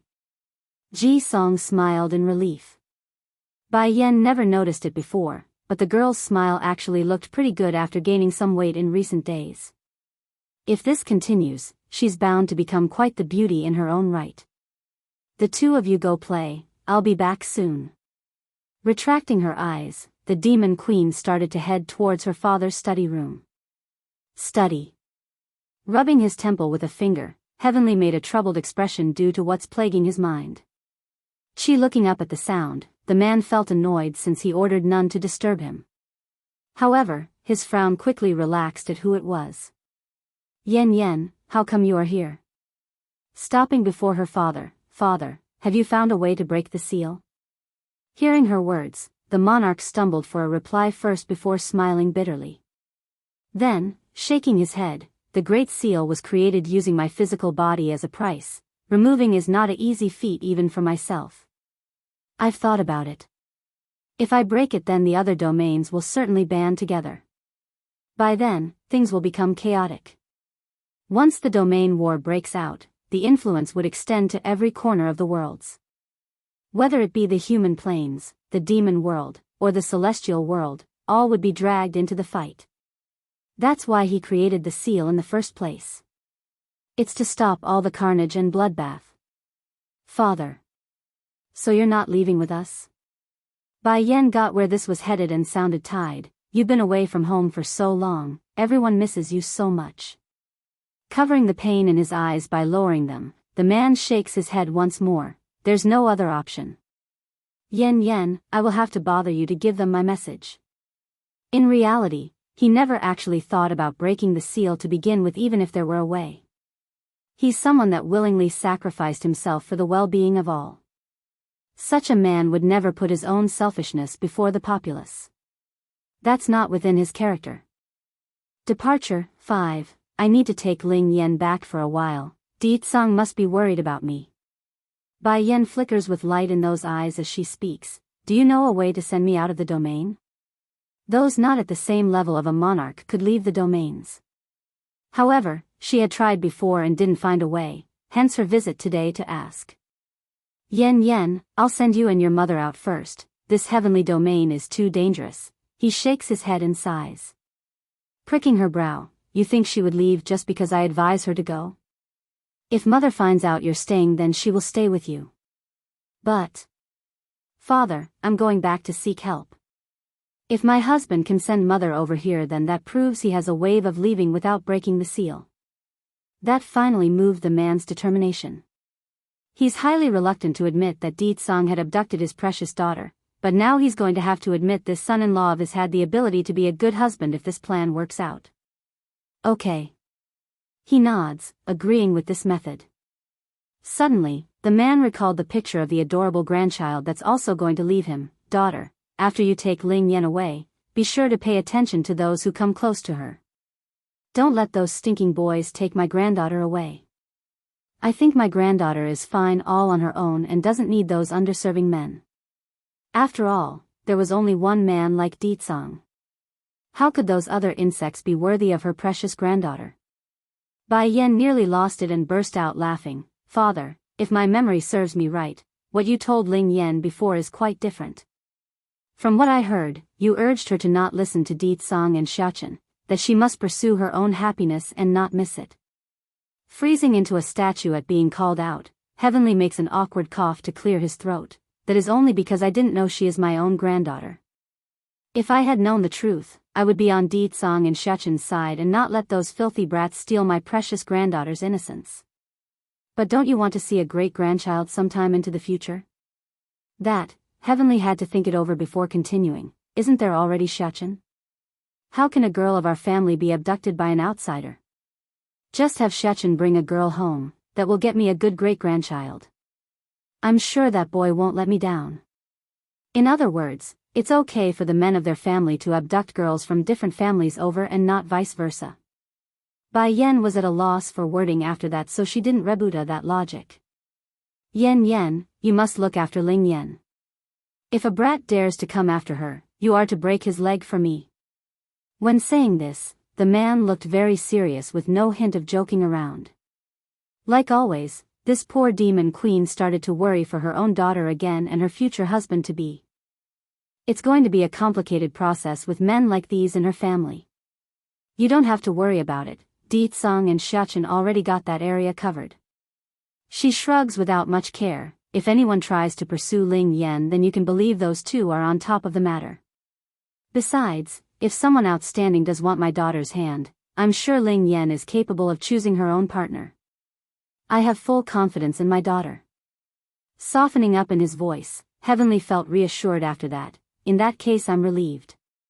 When you are ready, let me know and I will escort you out of the domain myself. What better time is there than now? Bai Yen doesn't delay and went ahead with the plan. She already knows something was wrong with her daughter's body. The sooner she got back the better. Departure 6. Startled by the suddenness of it all, Heavenly showed a burst of reluctance as his throat went dry. So fast? Bai Yen slightly nods, her heart equally as reluctant to leave.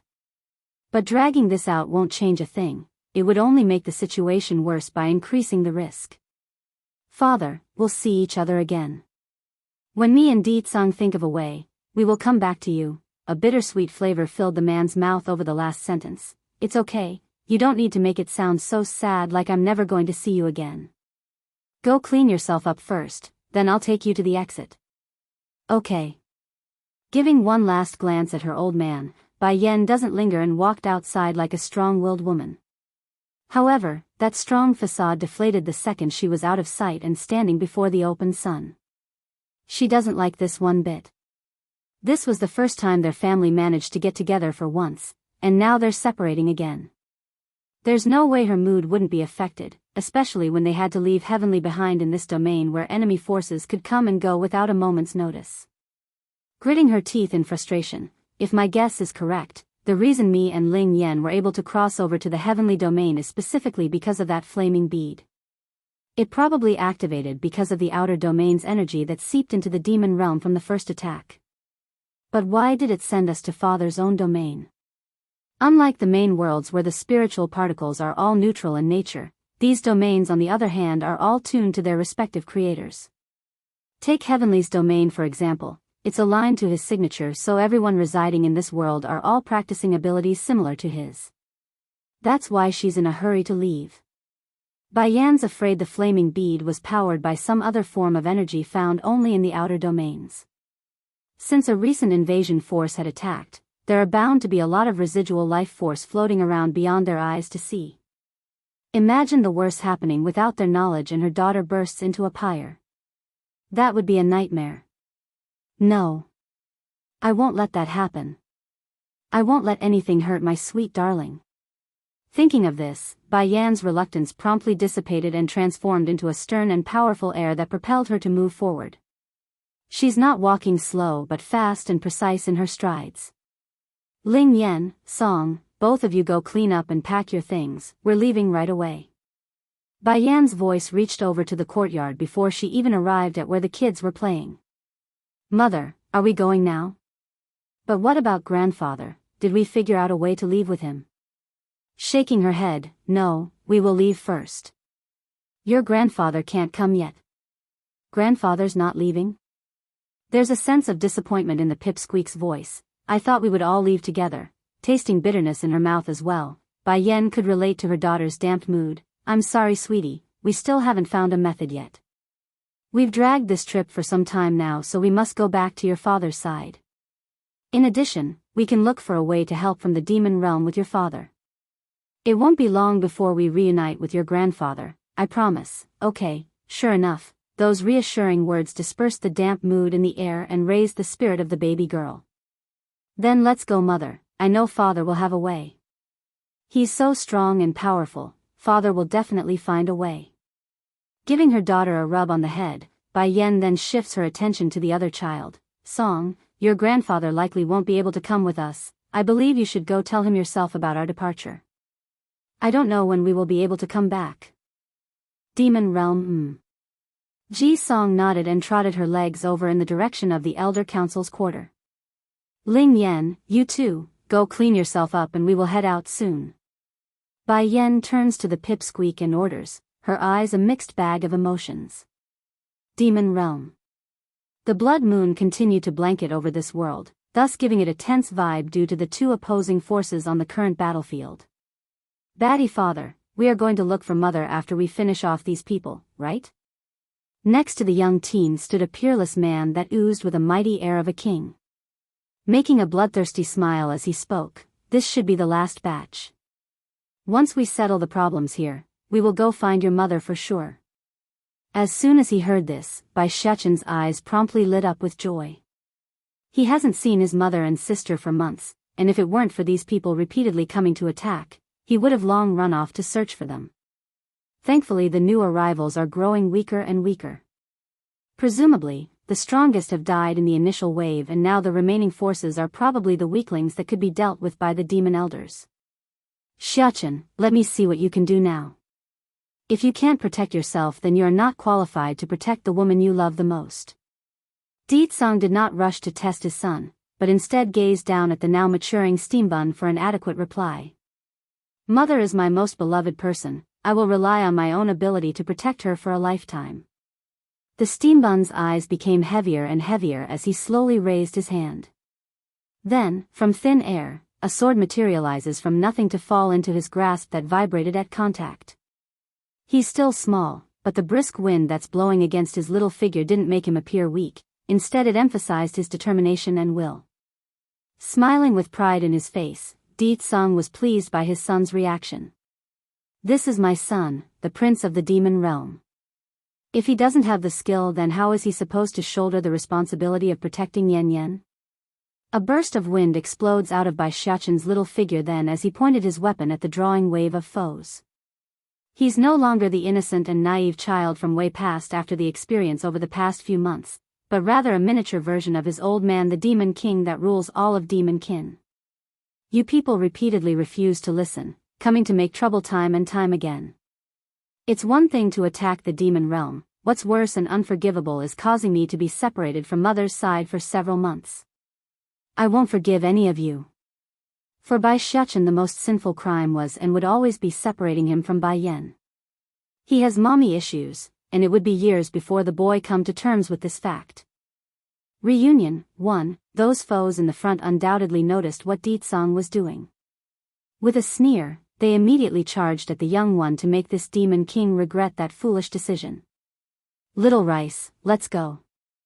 Abrupt and out of place, Bai Xiaoqin's juvenile voice resonated through the night and signaled his partner to move. Little Rice, who's been standing behind the boy, heard this of course and promptly began his transformation. Bigger and bigger, the young man now grew into a giant white tiger that could make any foe tremble in fear at his mighty stature. But this alone wouldn't be enough to bring waves to this enormous battle, would it? Like the two who now joined the fight, the other three sacred beasts also attacked at the boy's signal. Raining down hellfire from the sky by Suzaku, drowning the foolish with the water by Black Turtle, and incinerating the damned by lightning at Xing Yi's the dragon's command, the field has become a wrecking ball of blood and gore. During this entire time, Di Tsang never once lifted a finger to help, not to his subordinates, nor to his boy. He was proud to see how effective his son performed in a real battle. For that, he won't fight yet unless he deemed the enemy too much for. However, not everyone felt the same way as this demon king who wanted to use this opportunity to test his boy. Di Xiaowan, the demon princess, appeared worried to the core as she watched the blood of the attackers stain her niece's face and clothes. She's already lost so much, therefore this didn't sit well with her heart. I really don't know what Big Bro is thinking. How can he let Xiaoqin take such a risk? Even if the four sacred beasts are fighting beside him, it's still too dangerous. What if he gets hurt? Not only will sister-in-law not forgive him, I won't be able to forgive myself. Every time Little Rice leaped forward with Bai Xiaoqin on his back, the demon princess would skip a beat in her heart and want to rush over to help. Auntie Xiaowan, Jean Tian, the little glutton, pulls at the girl's sleeve, his baby face curious and naive. Why is father making Big Brother fight those people alone? I'm worried, he's covered in so much blood. Looking down at the little glutton in her arms, Di Xiaowan could barely smile since she found this topic uncomfortable to discuss. Don't worry, Jean Tian, it's not your big brother's blood but someone else's. Your father is training Xiaoqin by having him fight. Is that so? The little glutton turns back to his older brother every day, turned the small head, continued to look at the white morning, his eyes twinkling starlight, full of envy. Big Brother is so strong. I also want to become as strong as Big Brother. He wants to fight alongside his big brother, but since he's so weak, there's no way his old man would let him go up there. But when he grows up though, he would definitely join his brother's side during a battle. Di Xiaowan's heart could melt after hearing that proclamation. Pinching the boy's cheek, she's all smiling at this lovely nephew of his. Reunion, too, don't worry. You will definitely grow to be as strong as your big brother. Really? Jean Tian's eyes shined with sparkles at the support. Auntie, when I grow up I will protect you. Di Xiaowan couldn't help but chuckle. It will be a very long time still before you grow old enough, you silly. No, it won't be long. Jean Tian shakes his head like a rocking drum to refute that claim. I heard Big Brother was already roaming the world with mother when he was 5. When I turn 5 I too will be old enough to fight. Biting his thumb, that appearance couldn't get any more cuter. I'm already 2 this year, there's only 3 years left. Auntie, wait 3 years for me. Afterwards, I will be able to protect you. Big Brother said I must be a man, which means I need to shoulder the responsibility of protecting the girls of the family too. Since Auntie is a girl too, I will protect her when I grow up. Di Xiaowan couldn't take it anymore and began smooching the little glutton's cheek repeatedly. It's too lovely, the best thing she's ever heard from a kid in all her life. Then Auntie here will wait for that day. You are too sensible. After state teacher's death, this moment would be one of the brightest for the demon princess. There's been too many sad events lately, so she needed this lift up. You Auntie, you're making my face all icky. Wiping his face with that cheek, pouting in displeasure, Bug Brother said a man can only kiss the woman they like. Since I already gave mother my heart, only mother can kiss me. Twitching in the corner of her mouth, the demon princess almost wanted to cry foul. When did Jean Tian learn to be so sweet in his way of speaking? He's literally a second Bai Xiaoqin in the making. But it does make sense now that I thought about it. Big Bro and sister-in-law are both outstanding people. It's no wonder their children are so good as well. Oh, I'm so envious. However, their little play did not last for long after another louse explosion brought their attention back to the battlefield. It was the steam bun making another charge at the main forces of the attackers. The young teen was sweeping through their ranks. Bai Shechen had slain more foes than he could ever count by this point. And finally, the last enemy had fallen to his sword with that final slash. Turning around, he returns to Di Tsang's side after sheathing the blade into the scabbard. Shechen. Di Xiaowan didn't wait and ran over first to examine her nephew's health. Thankfully there's nothing wrong with the boy according to her assessment aside from the amount of blood covering that robe. I'm glad you're all right, Bai Shechen returns with a smile at her over panicking aunt. Auntie, you are worrying too much. See, I'm perfectly fine. Don't worry about me because I've grown up now. He's almost 9 years old now, no longer a kid that needs to be babied like his younger siblings. You little rascal, you will always be a child to your auntie here. Di Xiaowan puckers her lips to make herself look disappointed. Wait until you take a wife, then I will say you are grown up. Reunion 3, Bai Shechen's little face turned a couple of notches darker. After a moment of silence, I don't want a wife, I only want to be with my sister and mother. Oh. Di Xiaowan grinned mischievously, then I ask you, does Dragony have a pink piglet hanging around her lately? You mean Molly? What about him? Molly was originally a pet picked up by Li Shang who appeared out of nowhere one day. Turns out they weren't just some random strange, but a twist of fate that went back lifetimes. Take the winged piggy. His clan had a mission to protect Dragony. Since the piggy's entire race has died out, the task naturally now fell upon him. However, due to the event of Bai Yan disappearing and Dragony being unable to find her mother after awakening in that secret place, the pair separated for a while during the Celestial Realm War. But news travels fast. Molly recently got wind of Dragon returning to the demon realm, that's why the piggy secretly snuck away from his owner and hung around the dragoness and wouldn't leave. It's nothing. I just feel that the pig and Dragony are getting way too close. They're practically inseparable. I wonder what your mother would think about this. Isn't Dragony her favored daughter-in-law? Aren't you afraid of the girl being snatched away by the piggy? Bai Shechen was silent again, his face getting a little troubled. Molly is Dragony scarred, and I don't want to marry a wife. Oh, but I don't think their relationship is that simple. Perhaps they're very close in fact. Bai Shechen's face got darkly grim. Auntie, can you stop talking about this matter? And that has nothing to do with me. I'm starting to wonder if father is the one who sent you over trick me into leaving mother's side. Father? Di Xiaowan made a puzzled face. This little guy, didn't he always call his old man Batty father? Why the sudden change? Firming up on his young little face, Auntie, I have grown up already. Since I'm a grown-up, it's only normal that I change the way I address father. I'm not a 5-year-old baby anymore. The demon princess couldn't help but twitch in the face over that statement. What difference is there between a 5 and 9 years old? Aren't you still a child anyways? Father, the steam bun then turns to Di Tsang. I have dealt with these people, can we go look for mother now? I alone am enough in looking for your mother. You stay at home and wait for me. The demon king nonchalantly states this with a radiant smirk. Didn't you say we will go together? Why won't you let me go with you? The arrangement made the steam bun very unhappy. He misses Bai Yan so much yet his father won't take him along. You've grown up now so you can't stick to your mother like you used to. That's what you said just now, isn't it? Grown-ups don't stick around their parents all the time, they must learn to do things on their own.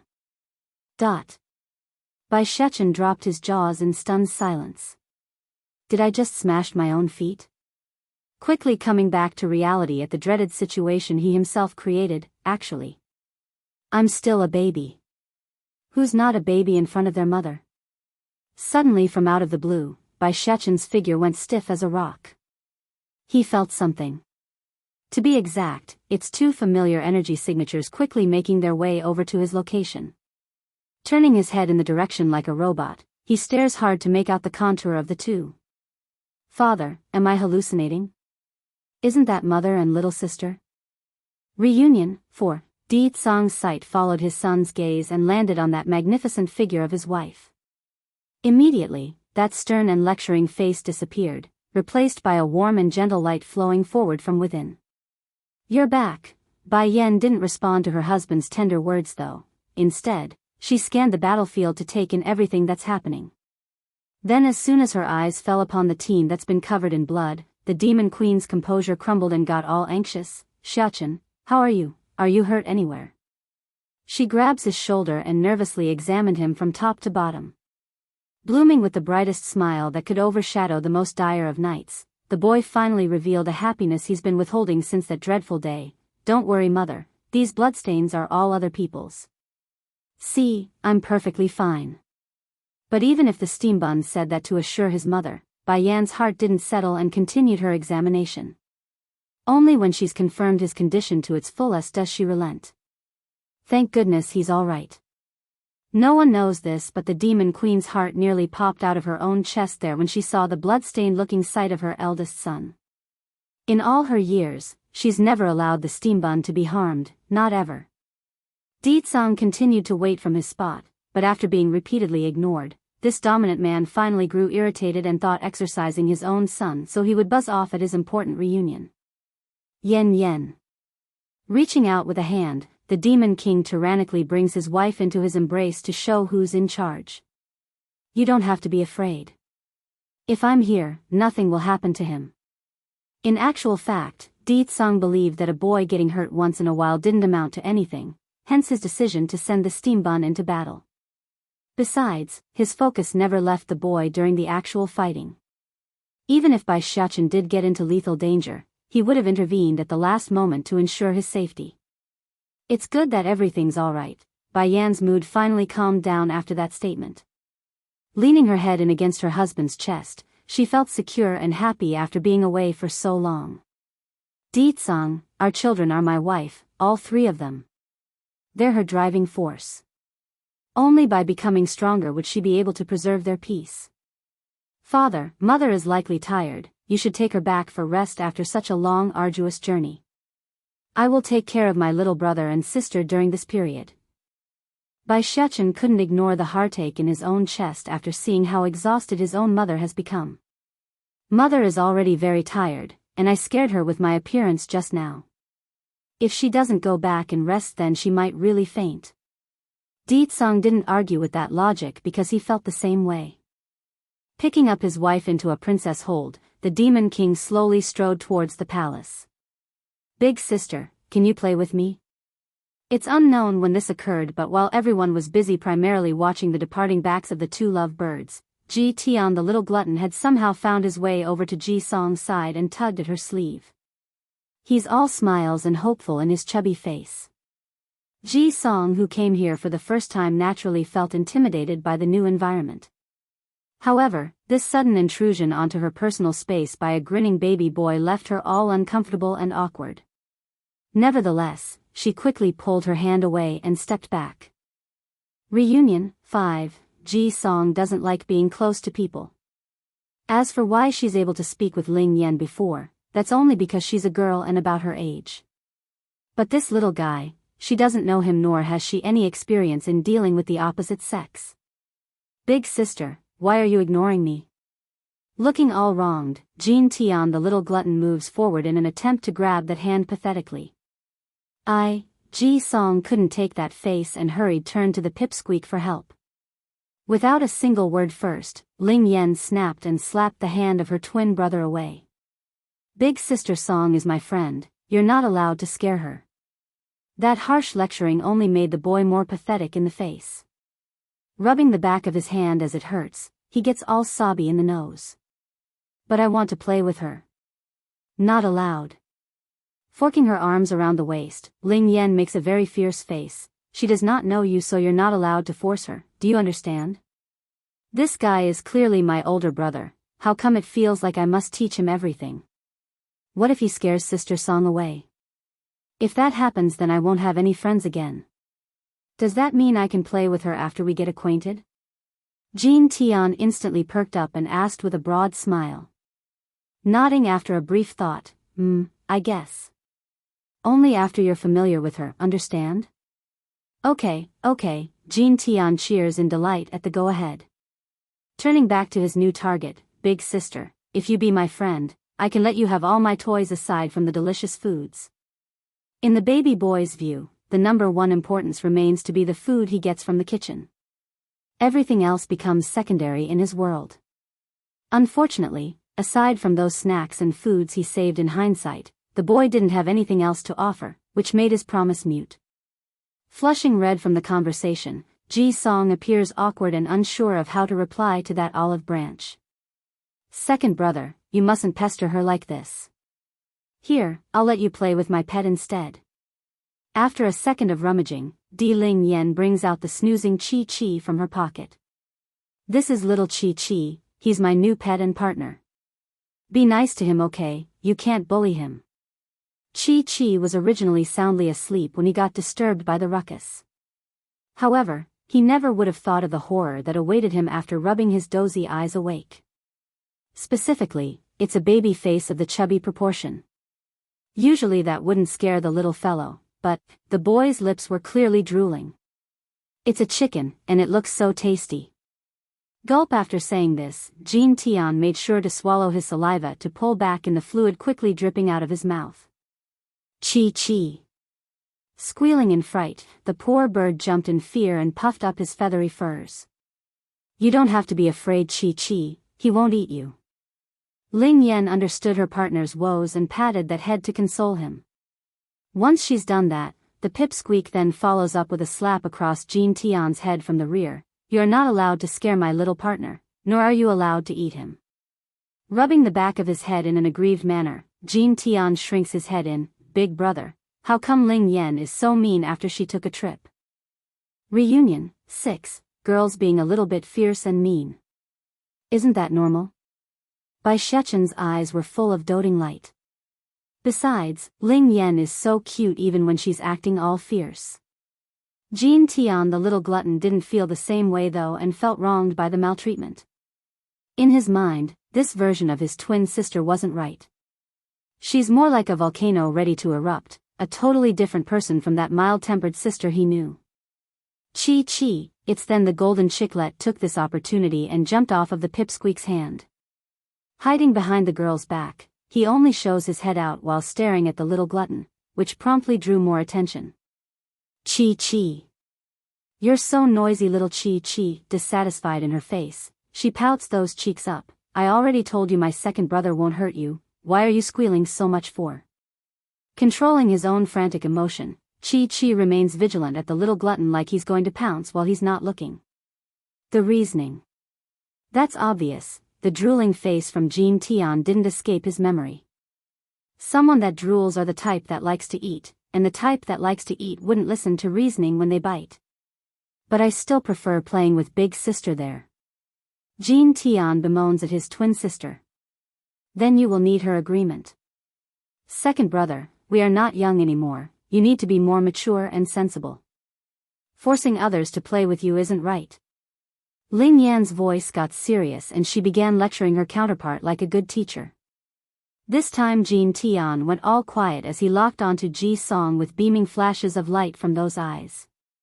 You are still small, Ling Yan. Bai Xiaochen caresses his little sister's head, those eyes gentle and doting. Even if another 2 decades pass, you will still be big brother's little sister. A child that needs his protection for life. When meeting her older brother's gaze, the pipsqueak finally revealed her sunshine-like smile. Stretching out those arms, big brother, hugs. Imagine having a little sister that's soft, cuddly and cute, asking you for a hug. Would you do it? Of course you would. Crouching down with all the sibling love he could muster, Bai Xiaochen happily picks up the baby girl to discover she's a little heavy. Ling Yan has grown again, you're heavier than I remember. That's because I have grown up now, big brother. Giggling with delight, the pipsqueak fiddles with the boy's hair as she spoke, and I also saw grandfather. Grandfather? Bai Xiaochen appears startled by the word. It's true that it's been a lot of days since he saw their grandfather. He too misses him. Why didn't grandfather come back with you? From within the bright eyes of the pipsqueak came a puzzled light. I don't know, Mother said grandfather is unable to leave with us for the time being. Only mother knows the specifics. Hearing this, Bai Xiachen didn't press for the details and instead shifted his sight onto the new girl Ji Song. In reaction to this attention, Song herself shyly looked away to avoid eye contact. Sure, they're the same age, but the majestic air of royalty could not be denied in the steambun's existence anymore. He's grown and matured. Ling Yan, who is she? You mean Sister Song? Ling Yan giggles with delight at the opportunity to introduce her new friend. She is a good friend I met at grandfather's home. Mother healed her illness, so she's with us now. Big brother, you mustn't let the others bully her, okay? Reunion, 7, alright, I'll send an order down later so that none is allowed to bully your good friend. Big brother is the best. Clinging onto the steambun's neck, Di Ling Yan's smile was more brilliant than the sun itself. I love Big brother the most. What about me, about me? Jean Tian immediately got anxious after hearing that from his twin sister. Tugging at her sleeve, Ling Yan not like me anymore? His tone sounded very aggrieved, like he's ready to cry if she says no. Looking down at her twin brother with a mischievous grin, of course I like second brother too. Even if second brother snatches my food away, bully little Chi Chi, I still like second brother. Chi Chi nearly rolled off the pipsqueak's shoulder after that statement. What does she mean by that? Does she think I am so easily bullied by others?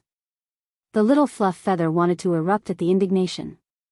However, right as Chi Chi's about to protest, Bai Shechen's menacing gaze shot over and deflated his air instantly, patting his poor chest as he heaves heavily at the pressure. So scary. Why is the little mistress's second brother so mischievous and wants to eat me? Then there's this big brother of hers. He's so scary that my heart nearly leaped out there when he glanced over. Quivering all over, Chi Chi uses his tiny little wings to cover his head in an attempt to lower his own existence. Ling Yan is so good. Restoring his gentle and doting face, Bai Shechen's demeanor right now only appears when he's beside his sister and mother. If it's anyone else, he would only make that cold menacing expression as he did to the bird. Big brother, I'm getting sleepy, rubbing her drowsy eyes. I want to sleep. Okay, big brother will take you home to sleep. Sweeping his gaze over the demon soldiers present, he spoke with authority and power. I'm leaving the cleaning of the battlefield to you all. Do not leave any body parts behind. I do not want the field to smell like rot when I come to inspect later. Understood, Prince. The leading demon commander complies by punching his chest plate in accordance with the order. Frowning in the face, the steam didn't like the title of being called the prince at all. He's used to being addressed by name or something cuter. But what other option do I have? Jean Tian remains too young, so he can't shoulder the responsibility yet. A few more years, only a few more years later, then he could toss the burden on that twerp. By then, I will be able to bring Ling Yan with me and follow mother and father around through the world. Without knowing he's already been sold by the one he idolized, Jean Tian the little glutton continues to follow from behind with his toddling legs. However, the boy didn't forget to cast another look towards Song, who also stood next to him. Of course, his instincts told him to reach out to hold the sister's hand so she would play with him, but the lecture from the twin sister reigned supreme and snapped him out of the moment. Big sister, don't be afraid. Making a broad smile like a dote, I'm not a bad person. Taken aback at first, Ji Song gradually looked over to the boy with uncertainty. However, that uncertainty quickly turned into hilarious laughter after seeing the dumb and silly face the boy's making. Realizing she's lost her composure and acted in a rude manner, the girl swiftly pulled herself together and returned to her embarrassed state. Still making that dumb-looking face, the little glutton didn't realize he just made a hit on a female. Big sister, your laugh, it's so beautiful. Ji Song inwardly gasped at the comment. Ling Yan also said something like that before. There's no lie in the little glutton's innocent comment. The girl really does look good when she's smiling. However, her illness had kept her from realizing this fact until now, so it's good others are staring to say this more often around her. Of course, she still pales in comparison to Ling Yan and Bai Yan, that's a fact. Biting his thumb in hesitation, Jean Tian suddenly did something out of expectation by reaching into his pocket and pulling out an object. To be specific, it's a pastry the boy had saved from earlier, and he's offering it to the girl like a rose bouquet. Reunion 8. This is the laurel cake Mother made for me. Auntie used a special spell to preserve it for me. I'll give you this piece to eat. His eyes were full of reluctance when trying to move away from the pastry. Seeing the sort of face Jean Tian was making, Ji Song immediately shook her head. No, you eat it. No, big sister, you take it. Once Mother takes a break, she will make more for me. Despite saying that, the drooling saliva coming out of his mouth said it all, that a person's words are not always the truth. In reality, even if Bai Yan does make more cake for him, it wouldn't matter. Di Xiaowan, the demon princess, would immediately confiscate everything to save for later. The reasoning? It's because the aunt was afraid the boy would get a tooth cavity from eating so many sugary sweets. This laurel cake was his portion for the day, meaning he won't get any more until tomorrow. Seeing how determined the boy was about giving this gift, Ji Song knew it was better to accept it.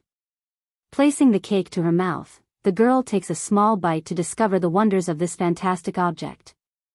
It's sweet and smooth to the tongue, an experience she's never encountered before in the monarch manor. This was truly delicious. Big sister, how is it? Jean Tian asks with hopeful light in those eyes. Flushing red from the attention, Ji Song murmurs her answer. It's delicious, really? Jumping with glee, then can you play with me later? I don't have any company here in the demon realm.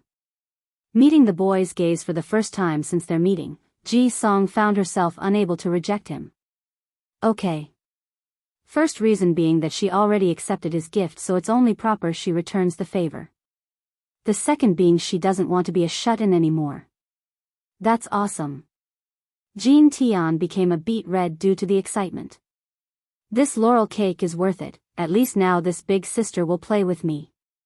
Let's go, I will show you around.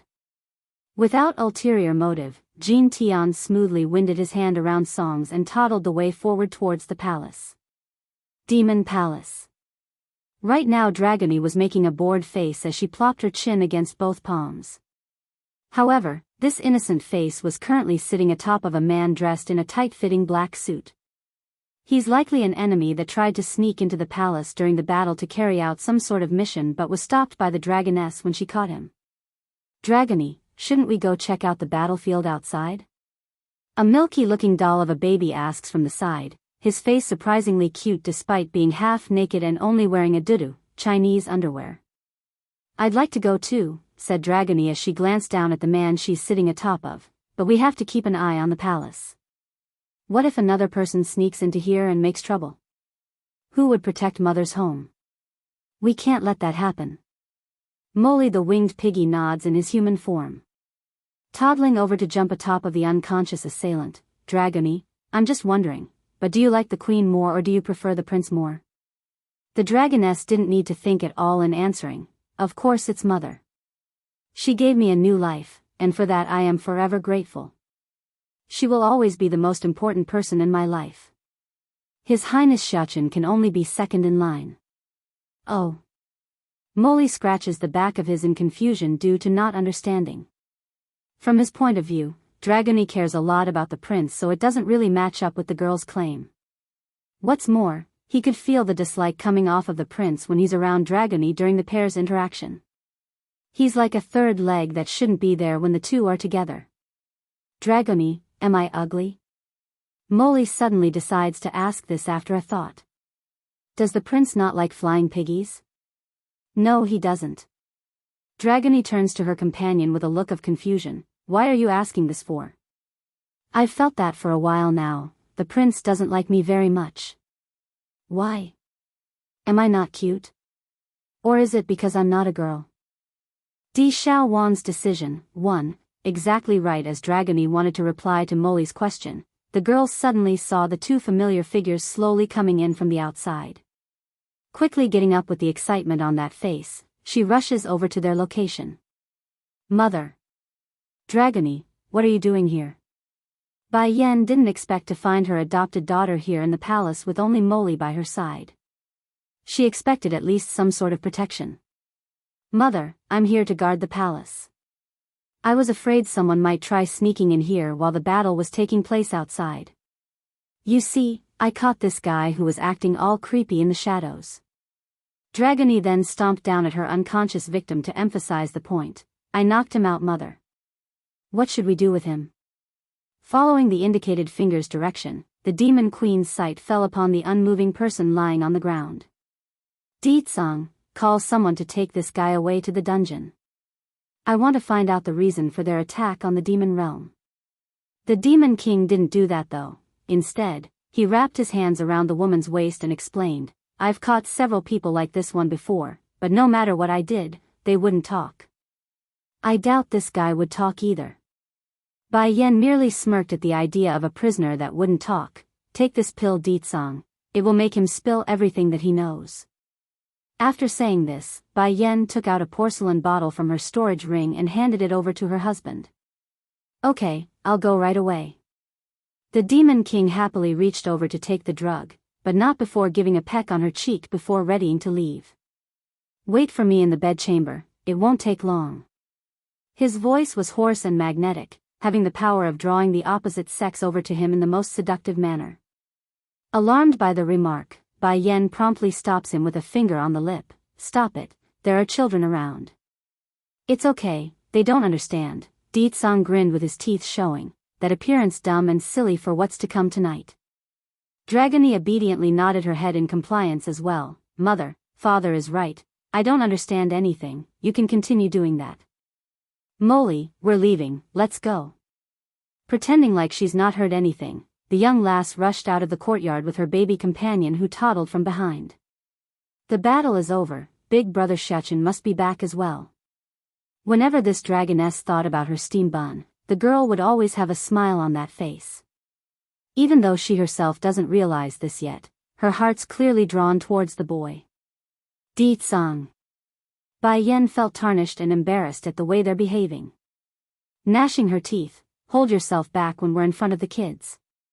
Indeed, Molly doesn't understand what they were doing, but Dragony was not a child, she fully understood the meaning behind Deetsong's last comment.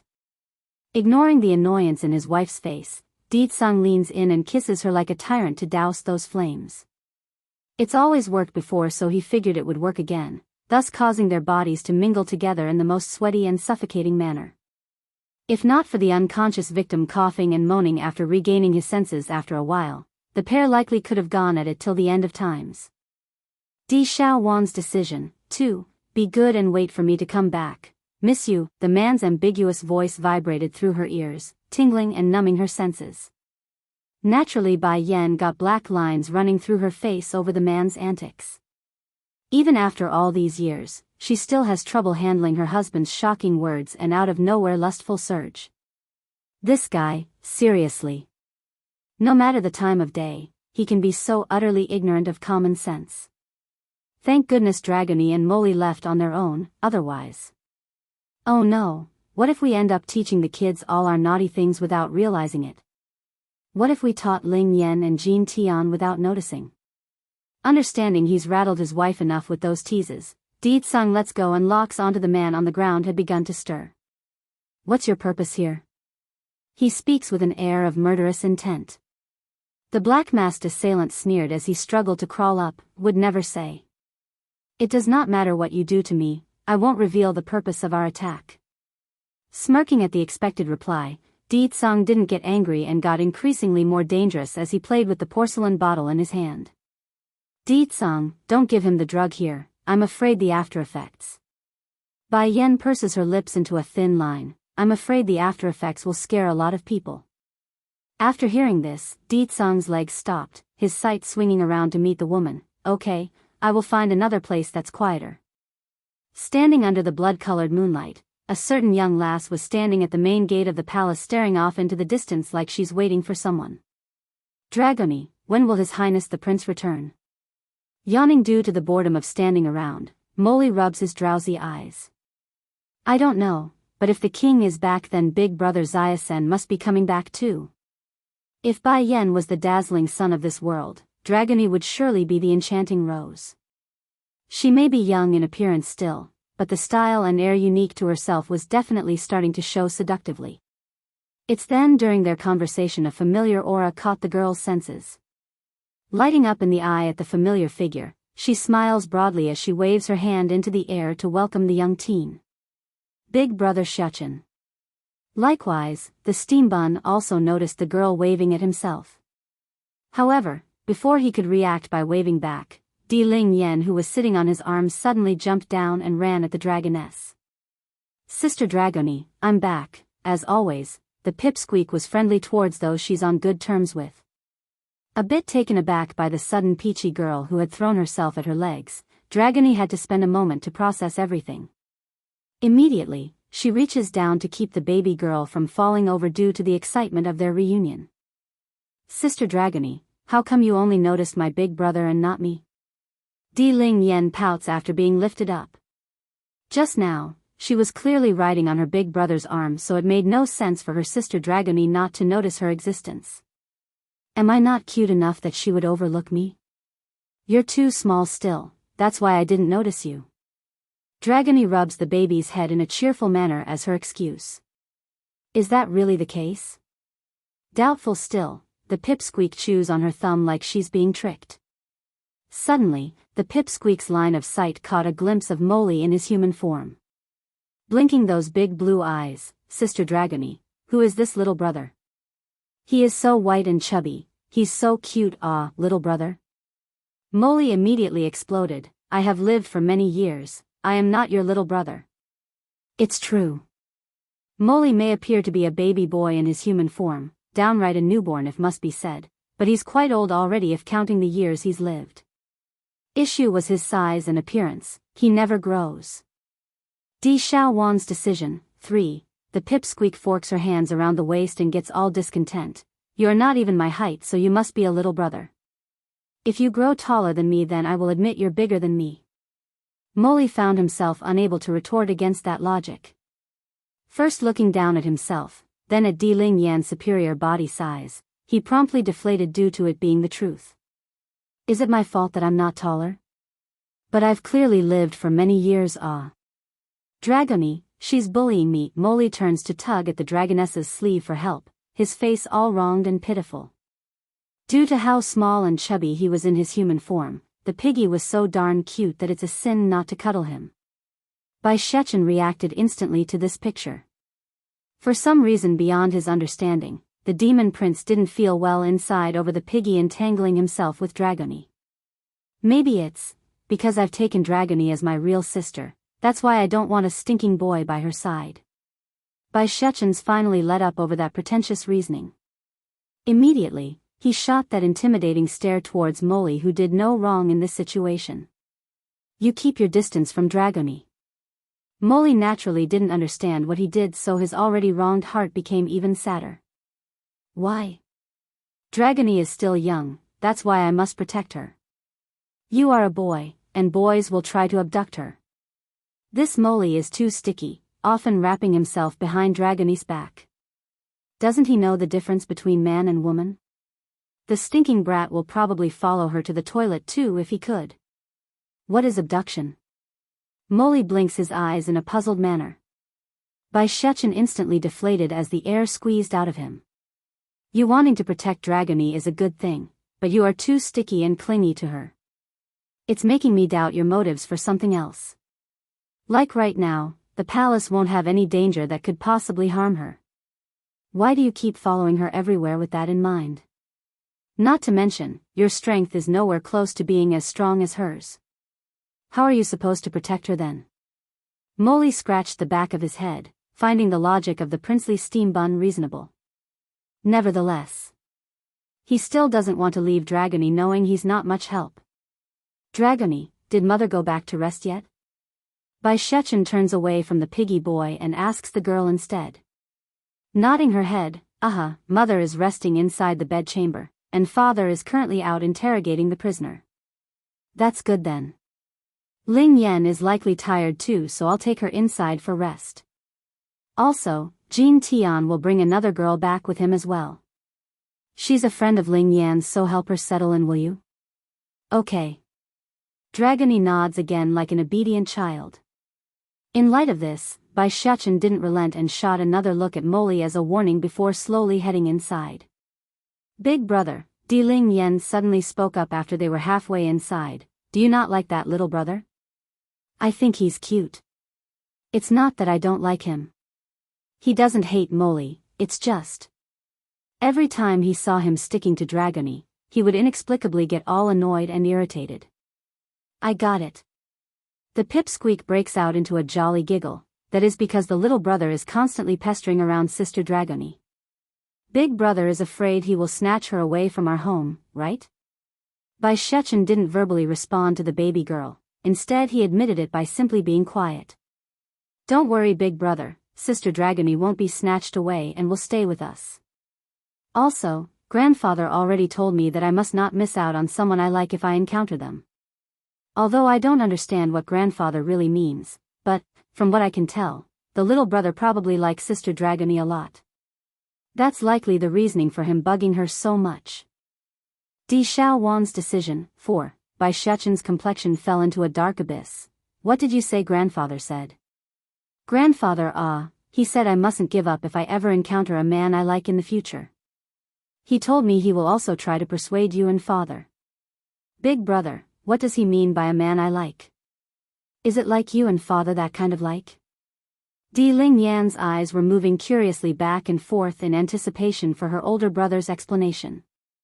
She's been wondering about that for a while and needed clarity.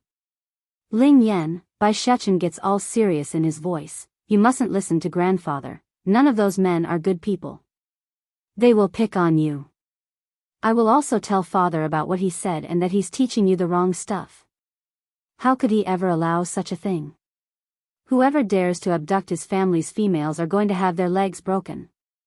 Ling Yan complied with that demand by making a muffled sound, but her heart didn't agree and found her grandfather's words more truthful. Then what about Sister Dragony? She's not allowed either. Bai Shuchen stubbornly attempts to squash any of the flames that are growing. If someone tries to take Dragony, then I'll break their leg. Molly is young still, perhaps he doesn't have any motive, but what about after he grows older? Nothing was certain. Ling Yan, you mustn't listen to grandfather from now on. Let's go back and rest, I'm sure you're tired after being on a long journey. Okay. The pipsqueak gets all quiet and leans in against her older brother's back as she gets carried. Since she's so small and tiny, her weight wasn't all that big. However, the boy too was nothing but a child, therefore, it does put a strain on his body while walking towards the room. Big brother's back is so comfortable. Late into the day with the sun setting over the mountain, Bai Yen was lazily leaning against the bed as she rested. However, her peaceful moments suddenly came to a halt when the door to her bed chamber got pushed open and in came that manly figure. How did it go? Bai Yen quickly sat up and asked. He spilled everything. Di Tsang happily came over and sat beside his wife's side, those hands naughty and misbehaving. I'm curious, what sort of drug is that? How come he was so afraid after I forced it down his throat? Happy to be asked, Bai Yen happily obliged the answer. That's a drug I accidentally created by mistake years ago. I call it the Great 18th Hell Dan Pill. If someone consumes it, they will fall into an illusion of suffering in the 18th floors of hell itself. This includes all the pain, hardship, and terrible memories of his life. Oh right, the speed frame is also warped after they take it. To us an hour may have passed, but to that guy, he would have already suffered for 1,000 years in that illusion. Bai Yen pauses to tap her own chin with a finger, wondering if she should say the next part. The illusionary fantasy never stops unless someone deliberately breaks it like you did. So, imagine what he must have felt like after seeing you again. It's obvious he would spill everything to avoid being stuck in that fantasy. Di Xiaowan's decision. 5. Di Tsang, what information did he spill? Let me hear it. Bai Yen frowns and continues to ask. Do you recognize the monarch dust from the Dust Frost domain? The man answers with a question of his own. Narrowing her eyes in at that detail, the demon queen could already guess where this conversation was leading. That day during the attack on the Heavenly Flame domain, there were a lot of people, so I don't know if they came as well. Is the matter related to place? Yes, The man confessed that he was sent by the monarch Dust to steal something from the demon realm. That thing is a red bead, so I suspect the death of state teacher is related to these people from the Dust Frost domain. A red bead? Bai Yen blinked and thought back to examining her daughter's body and that beady little object placed near her heart. But before the woman could exclaim due to this connection, the door to the bedchamber was once again shoved open. Standing at the doorway was Di Xiaowan, the demon princess. Her beautiful face was not elegant nor kind, but a burning rage of hatred. You hear everything? Di Tsang didn't need to guess why his sister was so upset. Truth was, he knew the girl was eavesdropping the entire time but didn't stop it. After all, she had the right to know, since state teacher did die because of those people. She's entitled to know who the murderer was. Brother, so the one who caused state teacher's death is that monarch Dust, you certain? Clenching her fist, Di Xiaowan was trembling all over due to the intense emotion swelling forward. Monarch Dust. Reciting that name, the princess's eyes got all red and frightening. Despite being able to come out of the pain of loss in recent days, the ache remains, and so does the hatred. She merely hid it inside not to worry the little ones. But make no mistake. If given the opportunity, this girl would crush the ones responsible for her man's death, that's a given. With your current strength, don't mention revenge, anyone those domains can destroy you. Don't forget, your powers are mostly gone after you marked state teacher with your beast pearl. How do you expect to avenge him in your current state? That cruel smash of reality caused the princess to freeze. Slowly closing her eyes, Di Xiaowan couldn't deny what her brother was saying. Nevertheless, the determination won't be stopped in those eyes of hers. Brother, I must avenge him. No matter the price, I will do it. The departure of state teacher had forced this lady who only knows how to hide behind her older brother and state teacher to grow up overnight. She's responsible and no longer the sweet dumbaklutz that would easily trust anyone that comes her way. But the cost was her innocence, her purity. Watching this unfamiliar version of her friend, Bai Yen felt uncomfortably sour inside at what had become of this sweet girl. Xiaowan, can you leave this matter to us, okay? Her tone was unusually gentle. Believe in us, we will certainly avenge state teacher and help you find his reincarnation. Pursing her lips into a thin line, Di Xiaowan looks towards the demon queen with those tears-ridden eyes. Sister-in-law, I also want to help. I know my enemies are mighty, but I am not afraid. I don't want to simply do nothing. Di Xiaowan's decision. 6. How can I accept not doing anything when the bastard responsible for state teacher's death is found? The demon princess vows to herself not to be useless anymore. Di Tsang's sight lands on his younger sister, that gaze growing meaningful. You are willing to do anything for state teacher? Not afraid of suffering? Not afraid of danger? He remembers a few years ago he had wanted to throw this sister of his into the secret domain used by the demon realm to train. However, the lass's personality kept the girl from going forward with the plan. Now that she's suggesting something of this line on her own volition, why not take advantage of this and put her through the ordeal? I'm not afraid of anything as long as I can avenge state teacher. She states this with firm light in those eyes. Fine, if that's what you wish, then I got an idea. You will go through a strict period of harsh training in a special place. If you can make it through the whole ordeal, then not only will your strength increase, your beast pearl will also return. I will ask you a second time, are you certain about this? Di Tsang narrows in his eyes until it's a thin line, making sure there was no hesitation in his sister's face. Sure enough, Di Xiaowan nods again with firm conviction. I have decided, I won't back down regardless of the danger. Brother, I will come back from the training and avenge state teacher personally. Very well. Outside the demon realm is a portal. The space tunnel leads to a fantasy world similar to ancient times. There, monsters and savages are abundant, but likewise, the rewards are also great if you can overcome the strong there. You better not regret the decision. Once you are inside that place, even I won't be able to save you in time if danger falls on your head. Di Tsang gives one final warning. Brother, you know very well state teacher died in order to protect me that day. He never cowered before the enemy. If I don't even have the courage to avenge him, then what qualifications do I have left to seek someone that is as courageous as him out again? I would be too ashamed. There are countless beads of tears flowing down the girl's face, causing a bittersweet flavor to hover in the air. If that's your final decision, then I won't try to persuade you. I'll inform the elders later to send you. But know this. That world may be a fantasy, but dying there still applies to you. Once dead, you can never return. After hearing this, Di Xiaowan did not make any sort of fearful expression, but that didn't mean Bai Yan wasn't affected by that last comment. The demon queen honestly didn't want the lass to head into such a dangerous world, but this was the demon princess's decision. She's not in a position to deny such a thing. Brother, you don't have to worry about me, I will definitely return. Even if I die, it will be after I avenged state teacher and kill the one responsible for his death. When stating this part, the girl's fist was a tight ball of hatred. Sister-in-law, I know what you are thinking and how worried you are. You know, I've liked you since the first time we met. I was so ignorant and foolish back then. Always hiding behind your back when big brother scolds me. But now I know that is me being irresponsible. I cannot continue like that. I need to grow and find my own way. So, let me go and do this alone, okay? Whatever happens, would happen. Di Xiaowan understood her decision today, won't regret it. Bai Yan's expression eased up after that plea from the girl. Originally she intended to do something in the shadows to protect her, but it's obvious Di Xiaowan read what's on her mind. I see, but take this first. The storage bag contains all of the medicine and drugs I've made recently. Do not decline, otherwise I will not agree to you going alone. Bai Yan firmly demands this as a compromise.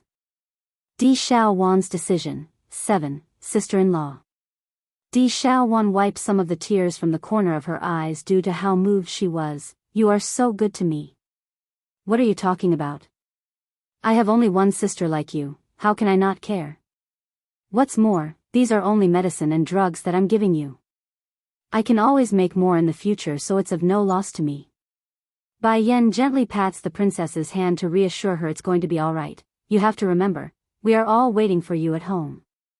So return to us safely, okay? Making a slight nod as a promise, Di Xiaowan had so much to say right now. Unfortunately, her emotions are best kept inward until they meet again, for this departure could mean months or even years before she returns. Mother, a soft voice suddenly came over from the outside. Bai Yan looked over and saw it was none other than her daughter Dragony standing at the doorway.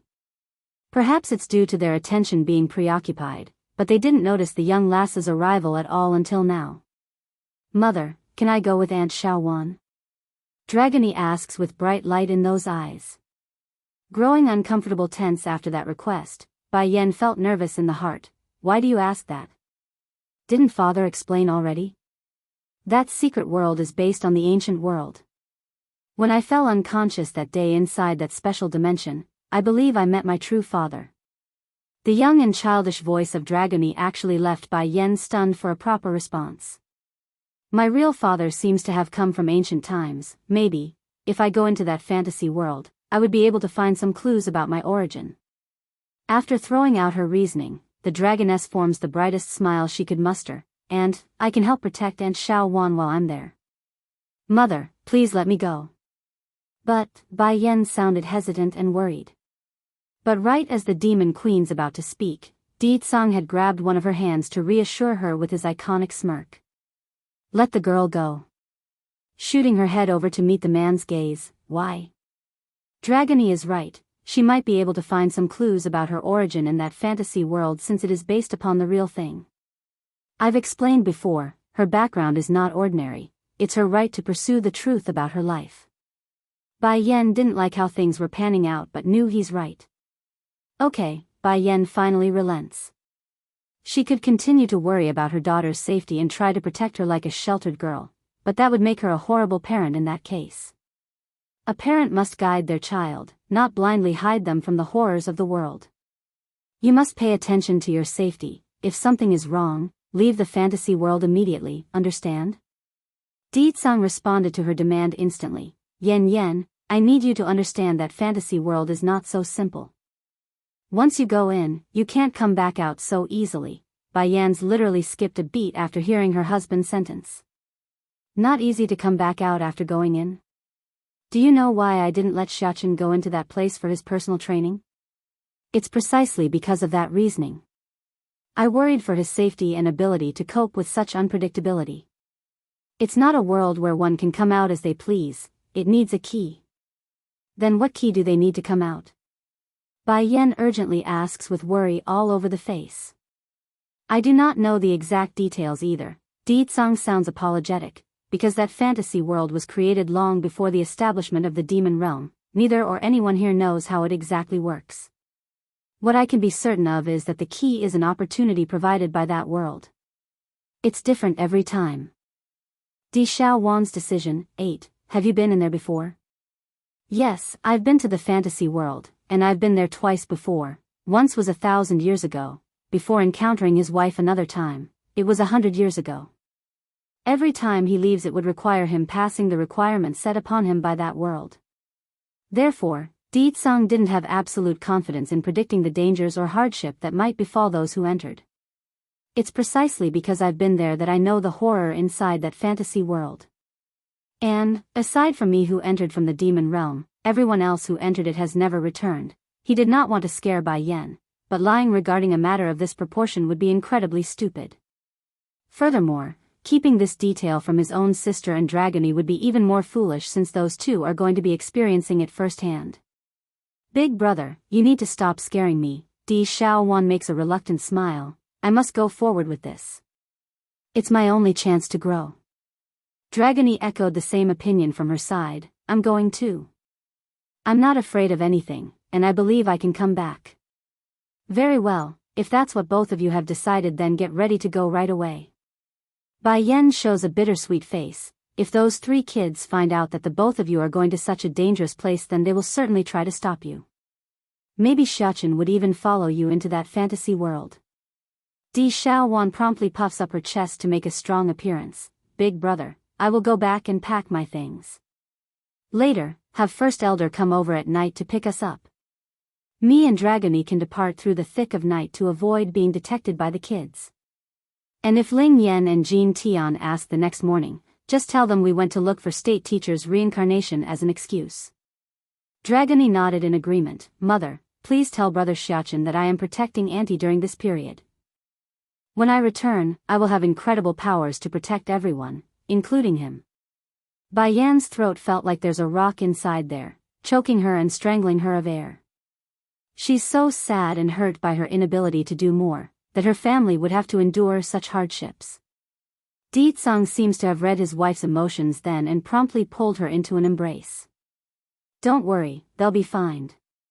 Trust in them that they will come back alive and well. Bai Yan immediately shot a look to her man. Don't think I didn't see it, you are also worried about them. This guy is too dishonest. He clearly worries about them as much as I do, but he's still trying to comfort me and act like it's fine.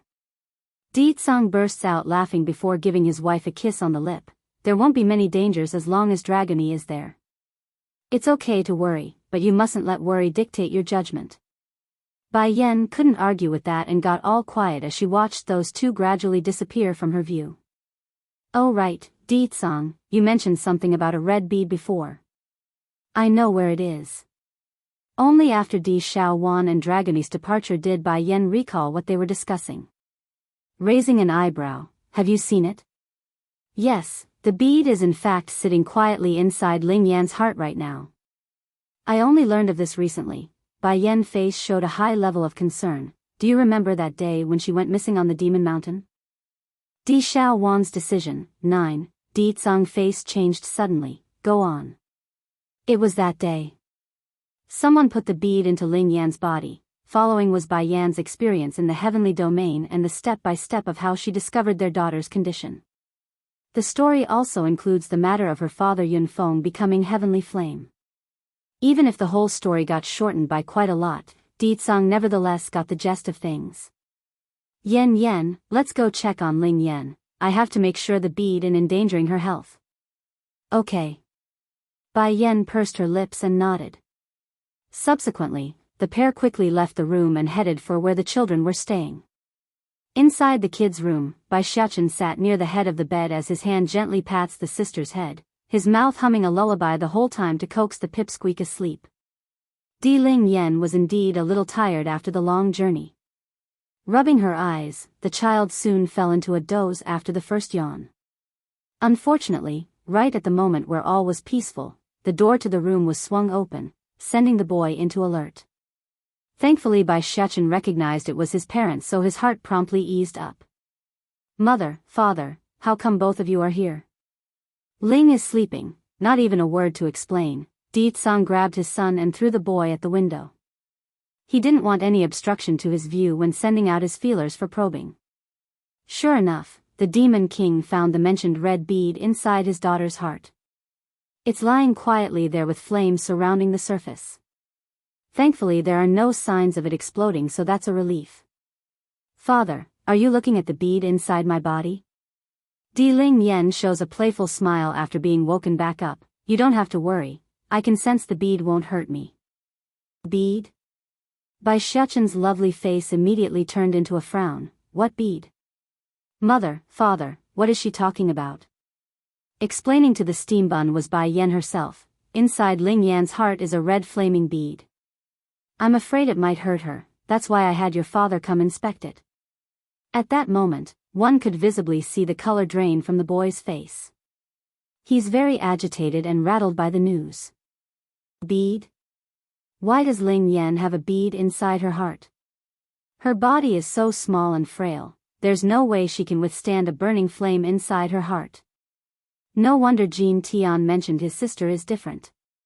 It must be because of the influence from that bead. Although Bai Xiaochen does find the ferocious-looking side of his little sister to be quite cute, however, in comparison to her well-being, any cuteness would need to stand aside. Retracting his senses from the girl's body, Di Tsang took a moment to gather his words. For the time being it won't have any visible impact, nor do I feel any malice from the bead. Later though, Yan, I can't say for certain. We need to find a way to take it out no matter what. Nothing was certain in this world, this was especially true if it's something beyond their understanding. Leaving it to chance that the bead wouldn't bring harm was completely out of the question, nor a price he could afford to pay. Mother is heaven, okay. Bai Yan relents and nod. She believes in the power of her husband and trusts he could cope with any hurdle that might come their way. Right, Di Tsang, she seemed to have thought of something. I haven't seen Shifu and grandfather and them for a long time, so I intend to go back with the kids this time around to let them meet. Besides, she has an apprentice in the Luhua kingdom. Even if she hasn't been around in the human world for years by this point, she still liked the boy who reminded her of herself in the past. This time she intends to act the role of a Shifu and properly teach him something. Then take Suzaku and them with you. Wrinkling his brow at the unexpected idea, Di Tsang suggests taking the sacred beasts to act as guardians in his stead. No, I'll be back soon, so there's no need. Besides, no one can threaten me if those monarchs don't show up. Don't worry, I'll be safe. Bai Yan smiles in reassurance. She's half a step into being a divine lord herself, that's the same level as those monarchs. Unless someone at her father's level show up, Bai Yan had complete confidence to defeat the enemy or at least escape unscathed. Seeing her insistency, the Demon King knew there was nothing more to be said about that matter. Come back soon. I will, without intention. Bai Yan's face was all smiling once she met his gaze. Mother, I want to take Dragony with me. Bai Xiaochen suddenly turned up between his parents' sides and popped this request. Dragony is also my sister, I want to take her with us if we're leaving. Making a faint smile at her son's hopeful eye, Bai Yan felt guilty at what she was about to say. Dragony can't come with us. Why? The steam bun fell into shock. Why can't Dragony come with us? I haven't had time to tell you, so this is a good chance. Your Auntie Xiao Wan has temporarily left the demon realm in search of state teacher's reincarnation. Dragony also went with her as security since her strength has grown a lot. Auntie Xiao Wan and Dragony are gone. Bai Xiaochen made a dazed-looking face as his mind processed this bombshell. Moments later, the emotional loss couldn't be hidden from the boy's expression. Mother, it's then Di Ling Yen threw herself into Bai Yan's arms after hearing the news. When will Sister Dragon come back? I speculate. It will likely take some days. Bai Yan tried to be as vague as possible. She doesn't know when the two would return, so this was the best excuse. That's enough questions for your mother. Di Tsang's brow furrowed up at the persistence of the kids and immediately shot a warning glance at his eldest. She needs to rest. Originally the steam bun wanted to voice his displeasure at the sudden halting of their conversation, but his words were promptly stuffed back into his throat at the face his old man was making. But I haven't seen Mother for so long. Do you want another sister or not? Di Tsang asked with an air of triumph.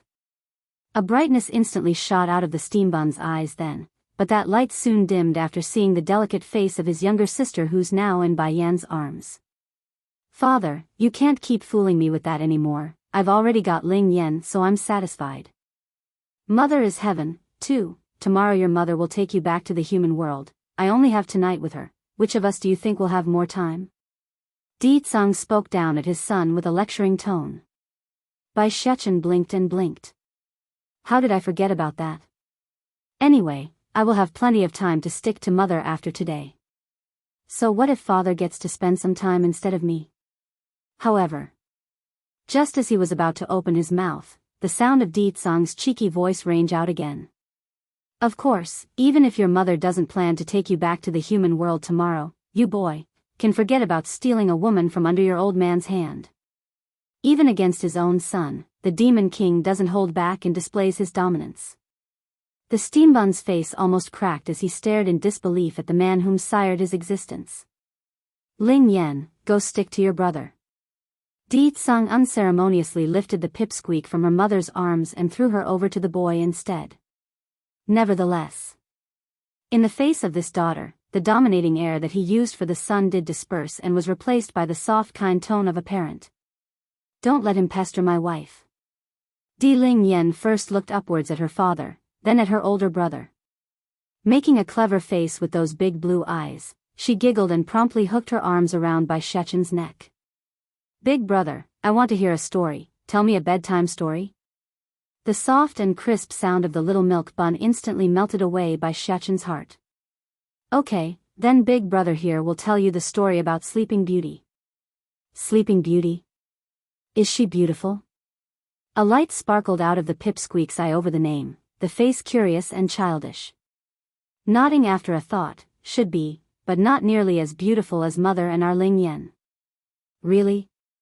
The pipsqueaks got even more intrigued and wanted to know more. Have Big Brother seen this Sleeping Beauty? I haven't seen her, but perhaps Mother did. I heard this story from Mother when I was little. There are also many more stories like Snow White, Cinderella, Anne. Using the opportunity created by her daughter's stickiness to the boy, Di Tsang had already dragged his wife away in a burst of speeding blur for their bedchamber. Yen Yen, I miss you so much. Since the first encounter that year, he was doomed to fall into this endless cycle of loving her. It's sad and pitiful for a man of his standing and ability, but he's relishing and loving this descent into being a wife's slave. This was especially true while they are together in bed. Whether it be him on top or his wife doing the laboring, the pair are in communication and sync of their rhythm. Mother is heaven. 3. Next day. The morning light brightly shone through the crack in the windowsill, the air still lingering with the scent of the two occupants' wrestle in the night. This brought comfort to the slumbering mistress of this bedchamber. Nevertheless, it was about time she awoke from her rest after noticing the missing partner that should have been holding her body. Mother, can I come in? Just then, a young voice drifted through the closed door and sent her into a panic. She's still drowsy over the long exercise throughout the night, so the Demon Queen didn't expect this sudden intrusion. Wait! Bai Yan hurriedly shouted as she scrambled to get out of bed and got dressed.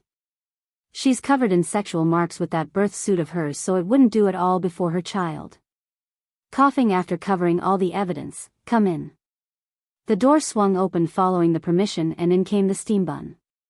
He's dressed in the luxurious robe of royalty, giving him the air of supremacy that could quickly draw the attention of the opposite sex. Mother, Father had gone out without me. He woke me up in the middle of the night and told me to pass on a message to you that he's going to find something for Ling Yan's bead. Bai Yan appears stunned in the face over this bombshell. Di Tsang went looking for something to help Ling Yan? Did he already know what to do? Why didn't he tell me yesterday? If I knew, I would have gone with him. Tightly clenching her fist, she inhales deeply to calm her deteriorating mood. What else did your father say? Oh, he said not to look for him. He won't say, and you won't be able to go on your own. But don't worry, father said he will be fine, so I'm sure he's not in danger. The young voice of her boy only made the demon queen sadder and bittersweet inside. It seems that the guy knew she would follow him, hence his reasoning for leaving without a word. Xiachen, go help me summon First Elder here. She narrowed her eyes in after giving this instruction. Bai Yan wants to get more information. Aside from Di Tsang and State Teacher, First Elder had the most information since he's one of the few demons remaining from that era. Mother, it's useless. First Elder also followed Father when they left. The only ones left to protect the demon realm are the 4 sacred beasts. I know Suzaku, Phoenix, doesn't know anything since I asked them about the matter before coming here. They don't know where Father went either. Bai Xiachen hung his head in frustration, that expression pitiful and sad. Didn't you ask him yesterday? Bai Yan asks for more details since her son was the last to see her husband. I did ask. Bai Xiachen puffs his cheeks up in a pout. I did ask and refused to let him go unless he takes us with him. But guess what? Father knocked me out and ran away on his own. Mother, you say, am I really his son? Why do I always feel like I'm adopted? And it's the one-for-one type of adoption. Like how Father woke me up in the middle of the night just so he won't disturb Mother. Then there's the part about him always tossing me aside so I won't pester him and Mother's time together. Worse, he actually knocked me out when I asked him where he's going. Your father wouldn't let you go with him for fear that you would be in danger. I sense that the place he's heading to would be dangerous. Otherwise, Di Tsang wouldn't have left without a word to me in person. Bai Yan's heart grew more and more worried after thinking about this. However, she didn't dare to show it in front of her boy. Mother is heaven, Mother, what should we do then? Bai Xiachen's eyes got all red as the worry nearly made him cry out. Don't assume he doesn't care just because he claimed to be adopted. In fact, he cares about his old man quite a lot. Don't worry too much, he's Di Tsang, your father, there's nothing he can't do in this world. Bai Yan reassures her boy by showing a comforting smile, but the reluctance and worry couldn't be dismissed in her voice. She doesn't know where the Demon King was now. That meant she must find out. Xiachen, go find your siblings and pack up. We'll go visit the human world as planned. Bai Yan attempts to shift the topic in order to avoid further pain in the room. Okay. The steam bun did not doubt his mother and nodded before turning for the exit. Xiachen, don't let Ling Yan and Jin Tian know about this, understand? Bai Yan drops another order after seeing her boy move, afraid this matter might rile up into a fuss that's not needed at this timing. Halting in his step and turning back to face her, Mother, you can count on me, I won't let them worry. Finally, once said the boy ran off without looking back, leaving only the Demon Queen standing there with an oppressive air hovering overhead. At this moment, Suzaku was just coming out of her own room when the phoenix suddenly bumped into her mistress who came to see her. Stumbling backward in surprise by the headbutt, Mistress, how come you are here? Tightly pressing her hands onto the phoenix's shoulder so she doesn't escape, Suzaku, do you know where Di Tsang went? I want to hear the truth. Flinching at the sudden question, the phoenix woman met the Demon Queen's eye and spent a good second in deep thought. In the end, she shook her head. I don't know. His Majesty didn't tell us anything, so we don't know where he intends to go. Bai Yan's hands slowly loosened. It looks like Xiachen is not wrong, Suzaku and them don't know anything. Di Tsang had Xiachen pass me the word, saying I cannot go to the place that he's going. Why is that the case? Bai Yan's sight never left the other person's, looking for any sign of hesitancy. Sure enough, Suzaku got quiet and leaving the air very tense.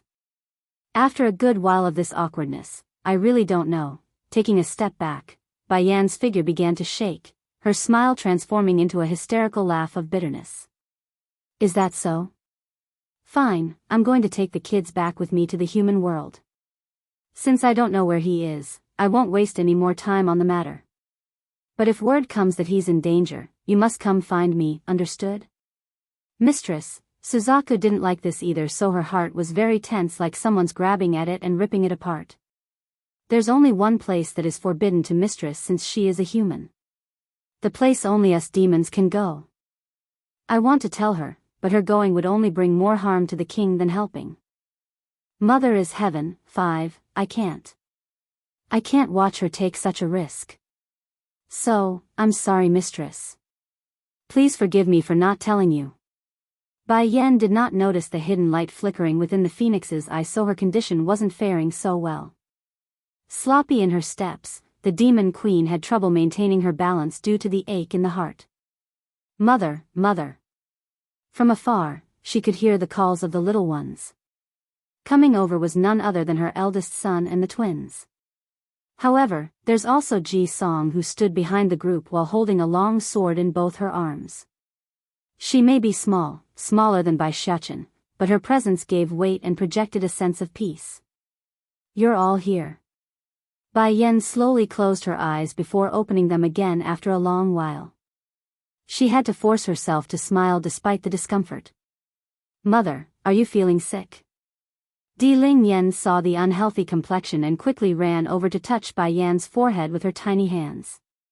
However, she's unfortunately too small in her height, so those hands were nowhere close to being able to reach, which causes the pipsqueak to grow a little depressed in the face.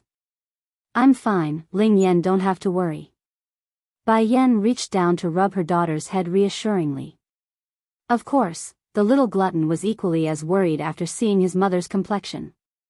First pulling out a small cloth bag from his pocket, he earnestly offers it with both hands like it's an immense treasure. Mother, are you hungry? This is the food prepared for me by First Elder. I had intended to eat it on the road, but if Mother is hungry then you can have it. Bai Yan's heart melted away over her twins' lovable gesture of comfort. Hugging both with open arms, Mother is not hungry, I'm just a little tired. We should begin heading out now. Mother, don't we have to say goodbye to Father first? Ling Yan asks with a puzzled look. She's suddenly reluctant to leave Ditsang behind. It's just that the thought of meeting her mother's side of the family, her heart would grow excited. Shuddering inside over that comment, she shakes her head with a bitter smile. No need, your father is very busy, so it's best not to disturb him. It's beginning to get late, so we shouldn't delay the trip any longer. If we set out now, then we should be at the Holy Land before sundown. In this world, apart from those she considers close family members, the most important individuals are the 3 silly shifis of hers. Back then it was they who took her in during her weakest and gave her 5 years of love and care. Without that period to breath, the Bai Yan of today wouldn't exist. Mother, are we going to see my 3 grandshifis? Bai Xiachen's eye lit up over the notion, is Godfather also in the Holy Land? I miss him so much. Although he favors his old man a lot, the steam bun still likes Chu Yifeng from the hearts down. In fact, if Ditsang never existed, he would have likely wanted that picturesque man to become his stepfather. Godfather? Di Ling Yan cleverly picked up on this word and looked towards her older brother's face for an explanation. Patting his little sister with a smile, you never met him yet, Ling Yan, but Godfather is a very good person that is always kind to Mother and me. He would exhaust everything to please her. If Father hadn't appeared back then, perhaps, regarding the last bit of his remark, Bai Xiachen didn't want to say it before the twins. After all, if Chu Yifeng did get Bai Yan back then, where would the twins be today? Mother is heaven. 6. Does Godfather look good? And between Father and Godfather, who looks better? This time, Bai Xiachen puckered his lips to one side and didn't want to elaborate. They both look good in their respective manner. Godfather is a fairy like those seen in a portrait, while Father is stunning and dominant, but I prefer Father now. He likes whoever gives his mother a lifetime of happiness. Even if Ditsang often bullies him, he would like his old man as usual. What about before? Did brother prefer Godfather? As always, Di Ling Yen became the curious baby that she was and wanted to get to the bottom of things. Well, Bai Shechen did not deny that idea and nodded. At first father would always pick on mother, so I did not like him. Mother is my most important woman. Whoever bullies her is my enemy. If not for father performing well later on, plus he promised that he will help me improve my strength so that I can protect mother, I wouldn't have accepted him so quickly.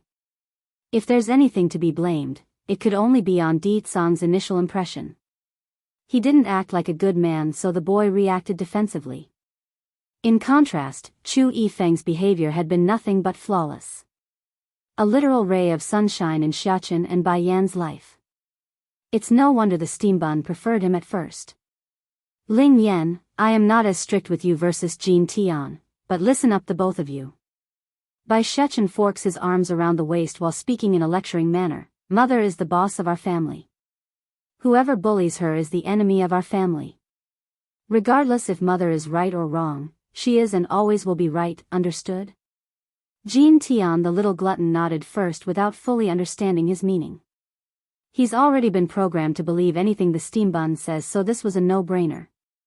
But Ling Yan on the other hand got the underlying meaning when she nodded. I understand, big brother. Mother is always right. If there is anyone wrong, it can only be the other person. If mother and father argues, it can only be father's fault. That's right, Bai Shechen dotingly ruffles his little sister's hair in an appeased manner, and Eugene Tian. When you grow older, you must be as good as you are now and never anger mother. If you do, I will beat you, I really will hit you. Shivering in fear at the sudden threat, the little glutton didn't know why he suddenly became the ire of his older brother. I will be good, I really will be. He's ready to burst into tears by this point.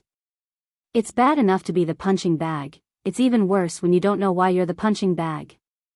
Now that's good, the steambun loosens his stern face and got all lovely in his smile. It doesn't matter if you don't understand what I mean. The only thing you need to know is that mother is the heaven, she is the law. Ji Song, who's also present but standing behind the twins, was shocked by this logic and display of tyranny. From a logical point of view, it's supposed to be wrong, but it's nevertheless drawing her in and making this now healed girl worshipful towards the steambun. Mrs. D is so amazing. She could teach her eldest son to be such a sweet son. That should be enough. Xiachen, Bai Yan warmly rewards her eldest with a pat on the head after that statement. If you continue, then Jin Tian is really going to cry. As if I am that mean, mother? Bai Shechen slyly throws himself at the demon queen's waist. I am in fact very gentle. As long as my little brother doesn't make you angry, I will always be the kind and gentle older brother to him. I'm only teaching him how to behave in this family properly.